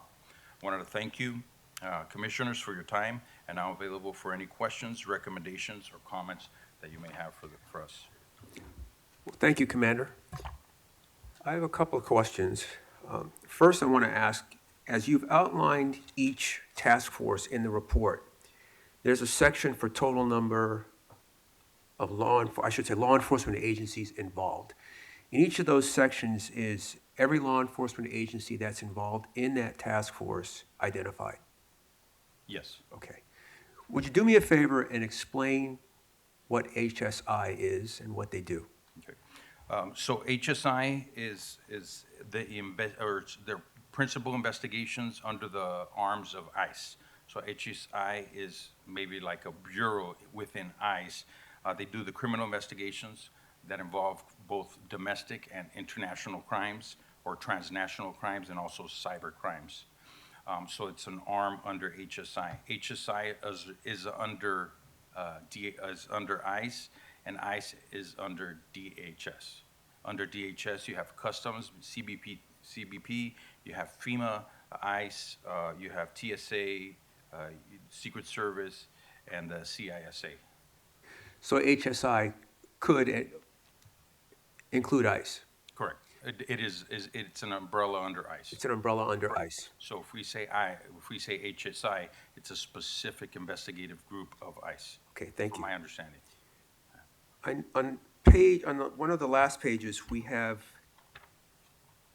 and I think you said 230, I think you meant 430 ICE detainer requests received. First, if you would do me a favor and explain what an ICE detainer is. Yes. And the fact that we received 430 and honored 0, what that means. Okay. So last year we had 631, or in 2023. Last year in 2024, we had 430. I apologize if I misstated. But from those 430, that's citizens that have been arrested for different crimes. Could be misdemeanor crimes, DUIs, burglaries, and they're in our custody. This information goes through the NCIC, that a certain person is in custody. Somebody over in CBP or ICE it may come up in their system that this person has been in the United States improperly, and it brings out an alert, so maybe they could come and interview them or hold them for deportation. So they've asked us to hold 430 people, and it's an ask, it's not a warrant, and we've honored 0 of those requests. Meaning that those people in our custody, despite the requests, were not released to them, transported to them? Correct. Given to them in any manner? We did not grant access to ICE. Okay, thank you. Thank you. I'll go to Commissioner Calanche. Just to follow up on that, just so I understand. So if ICE requests that we hand over, for lack of a better word, like someone that we have in custody, and we say, no, we're not, that's what you're saying, right? That we don't hand them over? Correct. Do they have other means of getting access to them? I'm just trying to understand that. Well, I'm sure the federal government has a lot of means to access people, but the Los Angeles Police So Department. while they're in our custody, like, we just wouldn't hand them over, even if they have, is there any instance where we would? I guess I'm trying to understand. Unless they have a warrant, right, or they've violated 1326, which is a reentry after a felony conviction, we wouldn't hand them over. There's only the two instances that we would hand somebody over to ICE, and that's under Section 81326, which is a reentry after felony conviction or a warrant. We honor all warrants. Okay. Oh, okay. And then say that this person in custody is like released. Do we notify anyone that they're released? No, Okay. we don't notify anybody. Okay, cool. Okay, thank you. But I have one more question. Nor do we tell them that they'll be released at a certain time. There has been instances, rumors that ICE would Like wait you would for people. coordinate, yeah. But we don't release any of that information to anyone. It's not public. So there's like no coordination or anything? No. Okay, good. Correct. I have a question about, just so that I understand, the different task forces Mm-hmm. that you list. So say I'm just looking at gang and narcotics, just because that's where it landed. And it says, total arrests made 71, and then the partner is ATF, right? So of those 71, are you saying these are all potential immigration issues? Or this is just in total, we don't know how many of these, excuse me, could be an immigration, like someone that's a non-citizen? That is correct. We don't know if anybody in there is also in the United States improperly. The SB 54 just mandates that we document every time that we have a joint task force with the federal agency, and that we document how many arrests we have. Okay. Unless it's HSI involved, there's probably not a transnational crime to that. That could just be ATF. These are just statistics to show even the lack of Okay. I guess, enforcement that we have. Out of those 27 task forces, only 13 involved HSI. So less than 50% involved some sort of transnational crime. Okay, I'm gonna look for one HSI, just so I know, just so that it's clear to me. Yeah, and some of these HSIs, if you look, for example, on page 18, this is HSI was involved out of Bakersfield, and then we helped out too with the FBI. This was The internet crimes against children? Internet crimes Okay. against children. This is a person that was here in the United States improperly, but was also solicitation of minors for sexual conduct, sexual abuse of children, rape, sexual acts with minors under the age of 10, and also communication devices. So they're probably selling child pornography, sex offending, and also a fugitive. So even though we are a sanctuary city, we want to ensure that the public knows that this isn't a scapegoat for crimes, especially for vulnerable communities. Got it. So in this case, this item E, juvenile division, so we're part of this task force. Right. We're just a participant, we're not leading it, right? Because this is like in, We could be. That's information that's confidential at this time. oh, got it. Because I see Bakersfield Police, is that because there was like a focus on an area?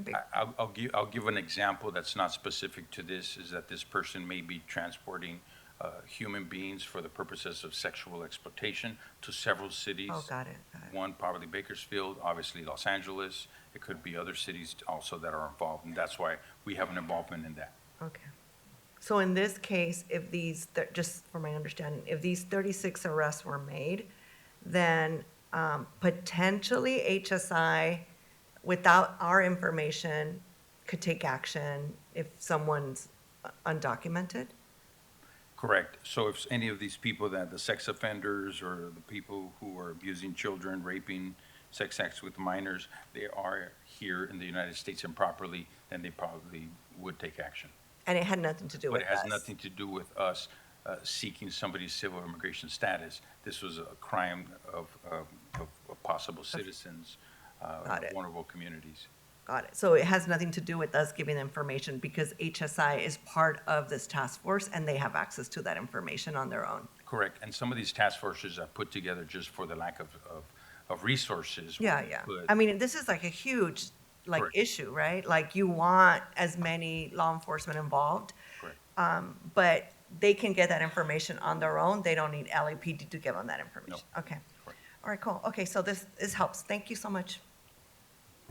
Thank you. Commissioner Garcia. Thank you for the report and the overview.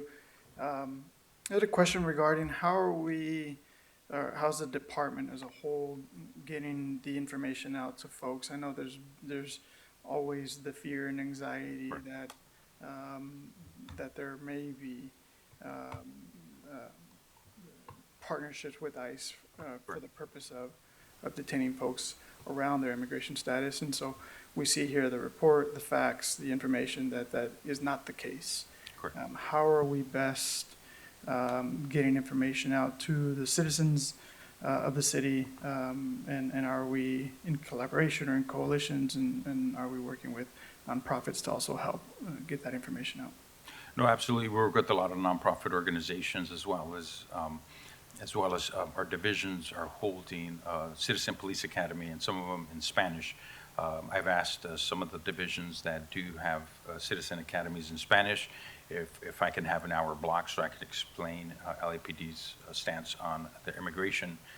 We also, I'll give you an example, last Friday attended an organization, Cielo and Chirla, had a meeting here at the Lime Hotel where they have other organizations, and we participated and I presented LAPD's stance on immigration. We work with different organizations throughout the city. We've also updated our frequently asked questions. We have the Coffee with the Cops, and we also put things out, or this information on social media. So we go out there and we try to spread the information as much as possible. We understand how important it is. There are some communities that are still in fear of Los Angeles Police Department due to their background and the countries where they come from. So it's very important. We do realize that, and we're in front of it as much as possible. Thank you. Is there a way to track whether there's been a reduction in calls to LAPD by the Spanish-speaking, in particular, communities? Yeah, I would have to, I could ask a communications division to see if we've had a reduction in calls, but personally, I haven't heard of anything that people are scared to call the police. I think that there are people that are apprehensive, and when we work with these communities like Cielo, they do put it out, and that's Cielo's directly engaged with some of the indigenous communities in Rampart and Northeast, and in Newton. And they do have that information, and I know that Cielo has assisted tremendously in changing that culture of how they know the police, that LAPD is not there for the civil immigration inquiries, where they're just for crime. Okay, and last, if we haven't done it, maybe we have a suggestion would be to work with the local radio stations. I think a lot of the folks who may not be on social media or, necessarily internet savvy, listen to the radio and really look towards some of the more popular radio figureheads for information, and also the newspapers, Spanish. No, I have done interviews with Univision, Telemundo, TV Latina, but our media relation division has also worked with a lot of their contacts. But I think we could do a better job. I haven't reached out to any of the radios. It's a great idea. But it's something that we just have to continue and pushing because there's still some people don't watch certain channels, and they may not know our stance. So thank you, and I'll write that down and work on that. Thank you. Commissioner Sanchez-Gordon. Yes, thank you. I have a couple of questions, and maybe I'm a little confused, and I need. Does it working? Okay.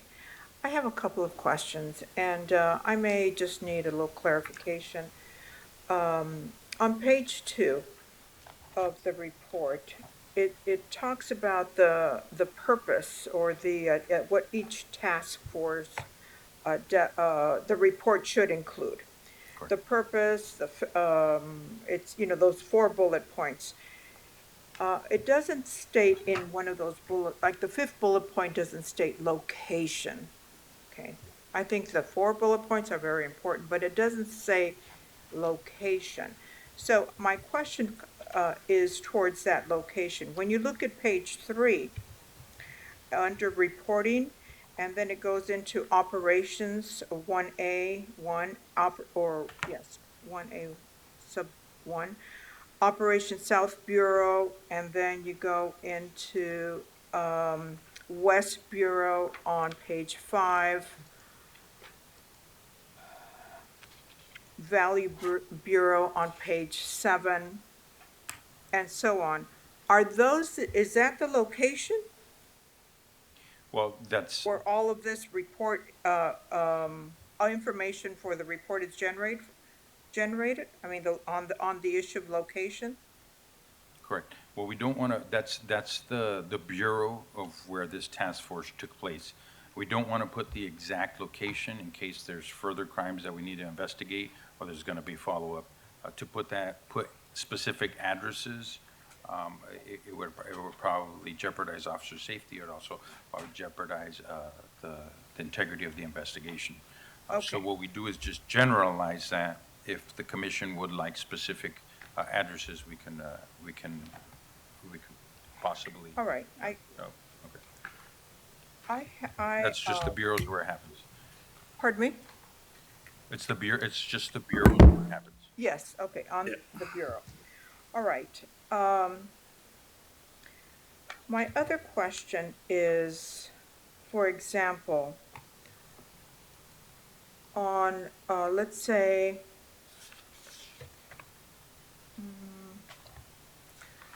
the Valley, well, okay, let's say the Bureau that is, oh God, I have so many questions, and I basically want to know the breakdown of this. Let's go to page 7, the Valley Bureau. You talk about, on page 8, the Major Crimes Division. All right, you break down the Joint Terrorism Task Force. And it talks about the DHS. I'm focusing on the DHS because it's part of ICE and immigration enforcement. And then the number of people arrested for immigration enforcement purposes. And then you list all the details of the different arrests. And all of these are serious arrests. I'm on page 8. Yes. So are you saying that all of these arrests that were made in this Major Crimes Division with this Joint Terrorism Task Force that LAPD was part of, that the LAPD was not, did not arrest anyone, because they would be the arresting force? Correct. That they did not arrest any of these listed arrest persons in these arrested details for being here without permission? Correct. That is correct. And the purpose is that to follow, we're complying with state law, SB 54. Yeah, I understand. And they say every time that LAPD works with the federal agency, they just want us to document what we did, when we did it, what they were arrested for. This proves that out of those 38 arrests, there was 0 people arrested for immigration enforcement purposes. Okay, by LAPD only? Correct. Because you don't know if DHS, it participated in this task force, if they arrested, let's say, all of these or some of these that were arrested on that day, right? So these 38 people were arrested and booked for the crimes that you see here. Yes. Murder, destruction of an aircraft, conspiracy to commit wire frauds, murder for hire. Doesn't mean they're undocumented. I understand.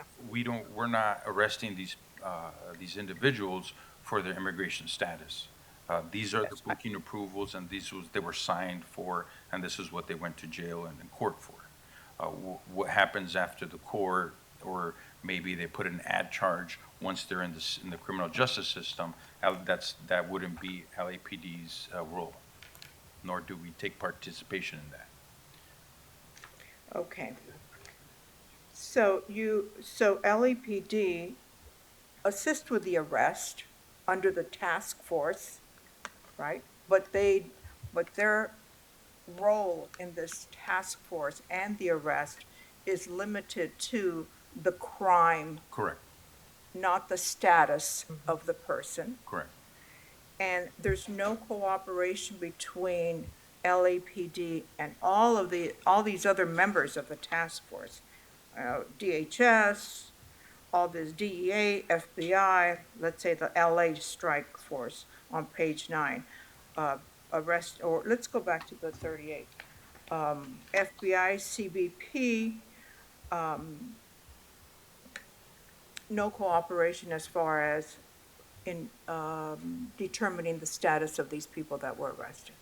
That's correct. LAPD Major Crimes Division did an outstanding investigation and arrested these 38 people for, like it says, murder, sexual crimes, Yeah, kidnapping. they're bad. I mean, They're- these arrests and- are good arrests Correct. for these They were very arrested serious and booked. offenses. Correct.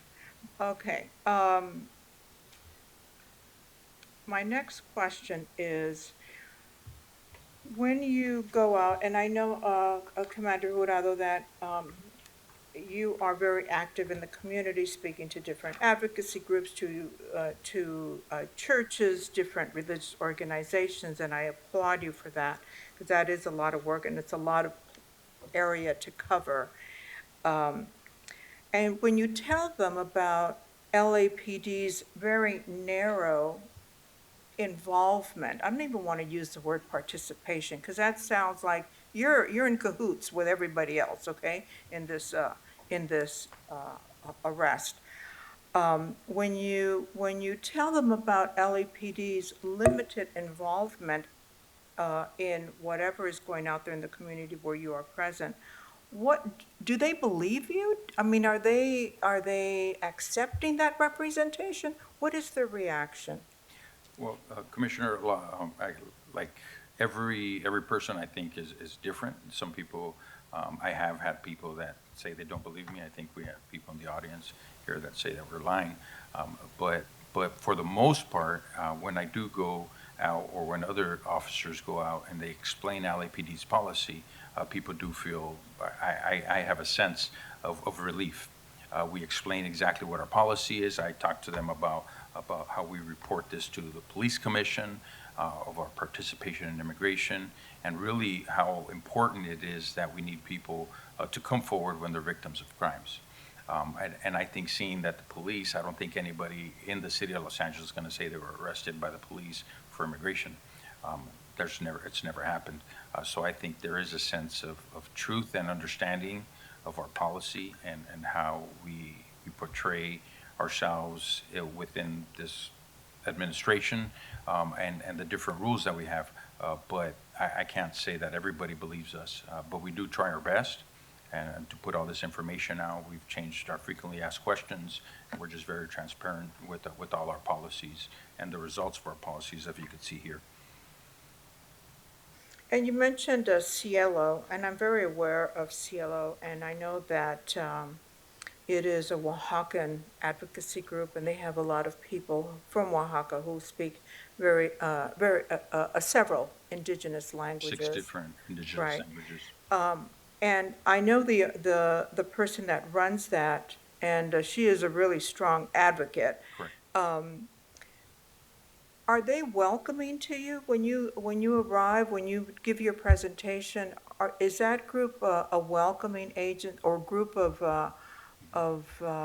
Oaxacan indigenous people that are buying LAPD position and they find it credible and they want to cooperate with you? Commissioner, I've dealt with a lot with Odelia many times, and that group is actually very pro-police, pro-LAPD. They even made cards for us that has the 6 different indigenous languages besides Spanish, and we give them out in our communities. We've had several meetings where with Rampart and specifically Newton, when we've had hundreds of the members come. And they're very organized, and they have little subcommittee groups within their neighborhoods and communities out in the city of Los Angeles. They'll come out, we told them about our frequently asked questions, we gave them all our pamphlets, we discussed our immigration, our stance on immigration, and they actually went out to their communities and taught their communities. And they've always invited me.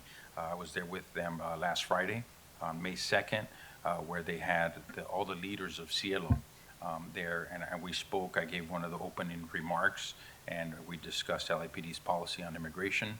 And then they go back to their communities and spread that information out too. But they're very pro-police, and Odelia always invites me to their organization events.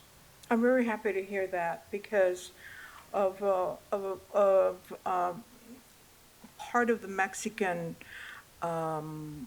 community here, one of the strongest and most organized is the Oaxacan community. Not only through Cielo, but there's so many other little subparts of this very important and very large Oaxacan community. So I'm happy to hear that they are pro-police and they're supportive, and that they have their own cards in their multiple languages, indigenous languages. And next time you go to a Oaxacan community event and you talk about LAPD and the participation or the presence with any task force, I would like to go because I've been very involved with the Oaxacan community for many years, and I think if you mention the commission, I think one of us here should maybe be present and back you up, and with the position that LAPD is taking in supporting or being strong in its position with SB 54? Is it SB 54, correct. Okay, all right, I think that's it. I mean, I had so many questions, but I think your presentation and other questions have answered many of my questions, so thank you. No, Cielo's been very supportive of LAPD. 3 years ago, when I was at OCB, as a commander, we had a lot of radio calls with people from the Oaxacan community that were walking around or boarding the buses with machetes. They weren't committing any crimes. We reached out to Cielo. We had a meeting, and they spread the news of our different cultures here in Los Angeles and walking around with machetes, and within a week they stopped it within their own communities, and we had no issues with it. So we understand their value, and I think they trust LAPD very much. And they're very involved at Rampart. They go to their CPAP meetings, and they're very involved in Newton also. Okay, thank you, Commander. If Vice President Shields doesn't mind, Commander, I'd like to go back to page 8 because we may have to make a slight correction. So that's the JTTF out of major crimes, correct? Correct. And I'm looking there, I'm familiar with that JTTF because I had officers assigned to that task force. And I see there you had a couple of arrests made that involved aviation violations. So I want to just clear this up. First, we've got FBI and CBP, but is this the same JTTF that operates out of LAX or with LAX? I believe it's a different one, sir. This is out of major crimes. Okay. LAX does have a specific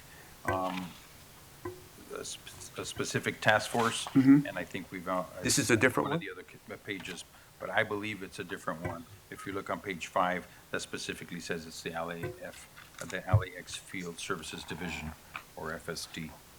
Got it. Okay, so that's the JTTF out of LAX, and the other one's a totally different. Yes, sir. Got it. Okay, that answers my question, because what I wanted to make clear is if that was not the same one, to the Commissioner's question earlier, for example, those 108 arrests at LAX, there's a variety of agencies that serve on that JTTF, correct? Correct. Including LAPD. Yes, sir. And they could have been present when those people were arrested. Correct. Whether they were or not, 0 people were arrested for immigration enforcement purposes. You're correct, Commissioner. Okay, that's what I wanted to be clear. So I just want to make people understand who may be watching or listening that these task forces, especially at a place like LAX, it consists of a lot of people who could all be present and could participate in that arrest.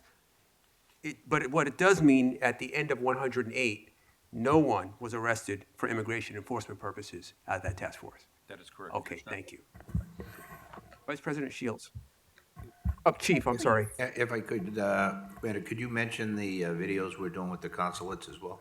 I apologize, that's That's very okay. important. Thank you. Right now, we're working on video with the different Spanish-speaking consulates. Specifically, we just finished one with the Mexican consulate, Mr. Carlos Gutierrez, and we have their support. What they're doing is they're filming a video with the chief of police, myself, and that consulate's office, and they're actually playing it in their consul offices as people are going for different services, how LAPD's participation or lack of participation in immigration enforcement so they can actually have that comfort from directly from their consulate, at their consulate's office. So if you go to the Mexican consulate's office today over in front of MacArthur Park, on Parkview and 6th, and somebody's standing in line for a specific service at the consulate's office at the embassy, you're going to see the video of the chief of police speaking in Spanish, and the consulate and myself explaining LAPD's policy and stance on immigration. Thank you very much. Thank you, Chief. Vice President Shields. Thank you. Just to follow up on one of the questions that President Southers had about the JTTF and other things. I just want to make sure, I know the FBI tends to lead these squads. Are we sure that these are the only federal agencies or other agencies involved at this JTTF? Correct. That's how they're reported. Who reports it to you? Every single, so if Major Crimes Division works, or whatever division works with task force, they'll fill out a participation form, and in that participation form, it'll have these different questions that are answered in this page. So they'll put down every agency that it is. So there could be other task forces with the same division that involve more federal partners, but this specific one, it was only the FBI, CBP, and LAPD. Okay. If you're speaking of page 8. Yes, I was talking about page 8, and I think that's the only JTTF that I've seen in this list, and I just find it, I just want to make sure we're being accurate, and whether if people are reporting up might not understand that you're supposed to list every agency versus are they only listing the lead agency and HS, and any Department of Homeland Security agency. I'm just Chief, is that something that because I thought the Sheriff's Department was involved in JTTF. I thought that it's a much broader group typically. It is a wide-ranging group. On this particular operation, they may have narrowed it to a limited number of groups. We could dig into that and find out for you. I would just like us to clarify and just double check to make sure we have listed all of the, because it's not just by operation, it's by here is the task force that we're involved in. Here are the members of the task force, and either we're listing them all or we're specifying what we are listing. I just want it to be accurate one way or the other. No, absolutely, and the Los Angeles Police Department also wants it to be accurate. We have given instructions on how to fill out the participation form, but I'll follow up and ensure that everybody that fills out these forms understands that every single agency that's involved will be documented in the form. Perfect, thank you. And I think, one of the individuals who came to the meeting today also indicated that, I think on page 12, the Cyber Fraud Task Force, it indicates that the Secret Service is involved, which does fall under DHS, but it says that DHS participation is not involved. So I think we just need to clarify that and correct that. Absolutely. Right. But just overall, I just, the number of arrests that are made, I think have been significant, and really the substance of them show that they're really trying to target some of the most violent and impactful kinds of cases. So I think it's important for us to highlight how important it is for this type of federal cooperation. Having, machine guns after machine guns, taking those types of things off the street is immensely important, and having the federal partners is necessary to do that. I did see that there were a couple of task forces, putting aside the bomb squad that doesn't make arrests, there are a couple of other task forces that didn't have any arrests, and I understand that maybe sometimes there's longer term investigations where you don't have arrests immediately. Is the department looking at, is this an overall trend, or is it worth our continued participation in these task forces? We'll definitely look at that and make sure that everything's are reported. There's always room for improvement, and even as we fill out comply with SB 54 every year, we notice that there's things that we can improve on with our transparency and information. So we'll definitely add that too. Wonderful, thank you. And again, I think that there are some task forces that may be longer term, and they have, a really big, a number of people arrested one year and then not so much the following year. But just good to continuously monitor the effectiveness of the participation.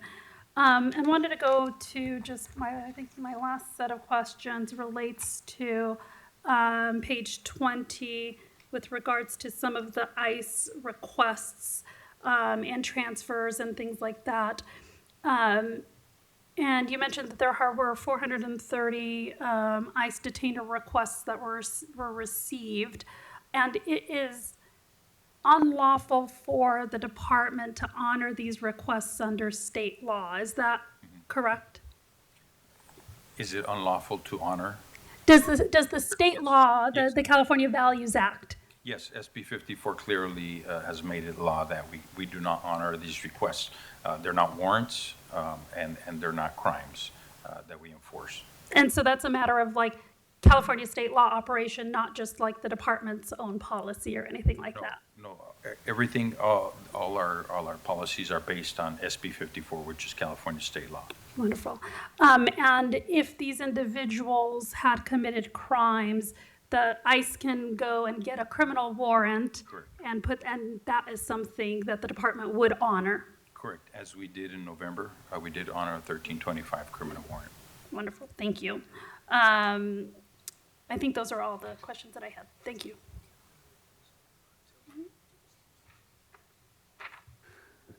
So, Commander, again, thank you for a very good report. What we are going to do is I'm going to ask that we hold this over, because I want to make sure that we've got the agencies involved section on each task force fully identified. And I know everyone's worked very hard to make sure we've got that complete, but let's just do one more run at this to make sure we're not leaving anybody out, so we understand. And just that one minor correction with regards to the Secret Service task force. Okay. Thank you. So I'm not going to have us vote on this. I'm going to hold on this until we get that correction back, and then we'll take another look at it. Yes, sir. Okay?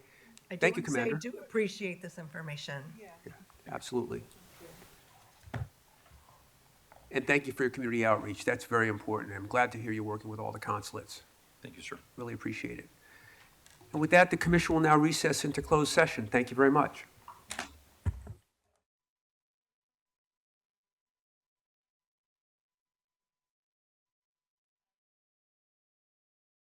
The commission has concluded closed session. We'll have a readout by Executive Director Sibley. Mr. Sibley. Thank you, Mr. President. At the regular meeting of, by the way, this is item 5A.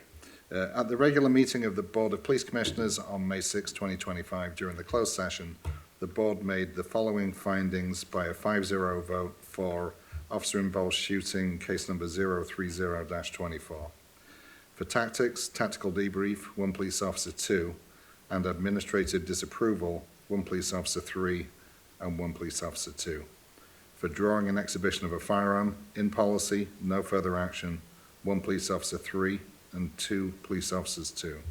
And for lethal use of force, in policy, no further action, 1 police officer 3. And that concludes the report out, Mr. President. Thank you, sir. I move that we adjourn today's meeting. Is there a second? Second. Moved and seconded. All in favor, say aye. Aye. Meeting is adjourned. Thank you very much.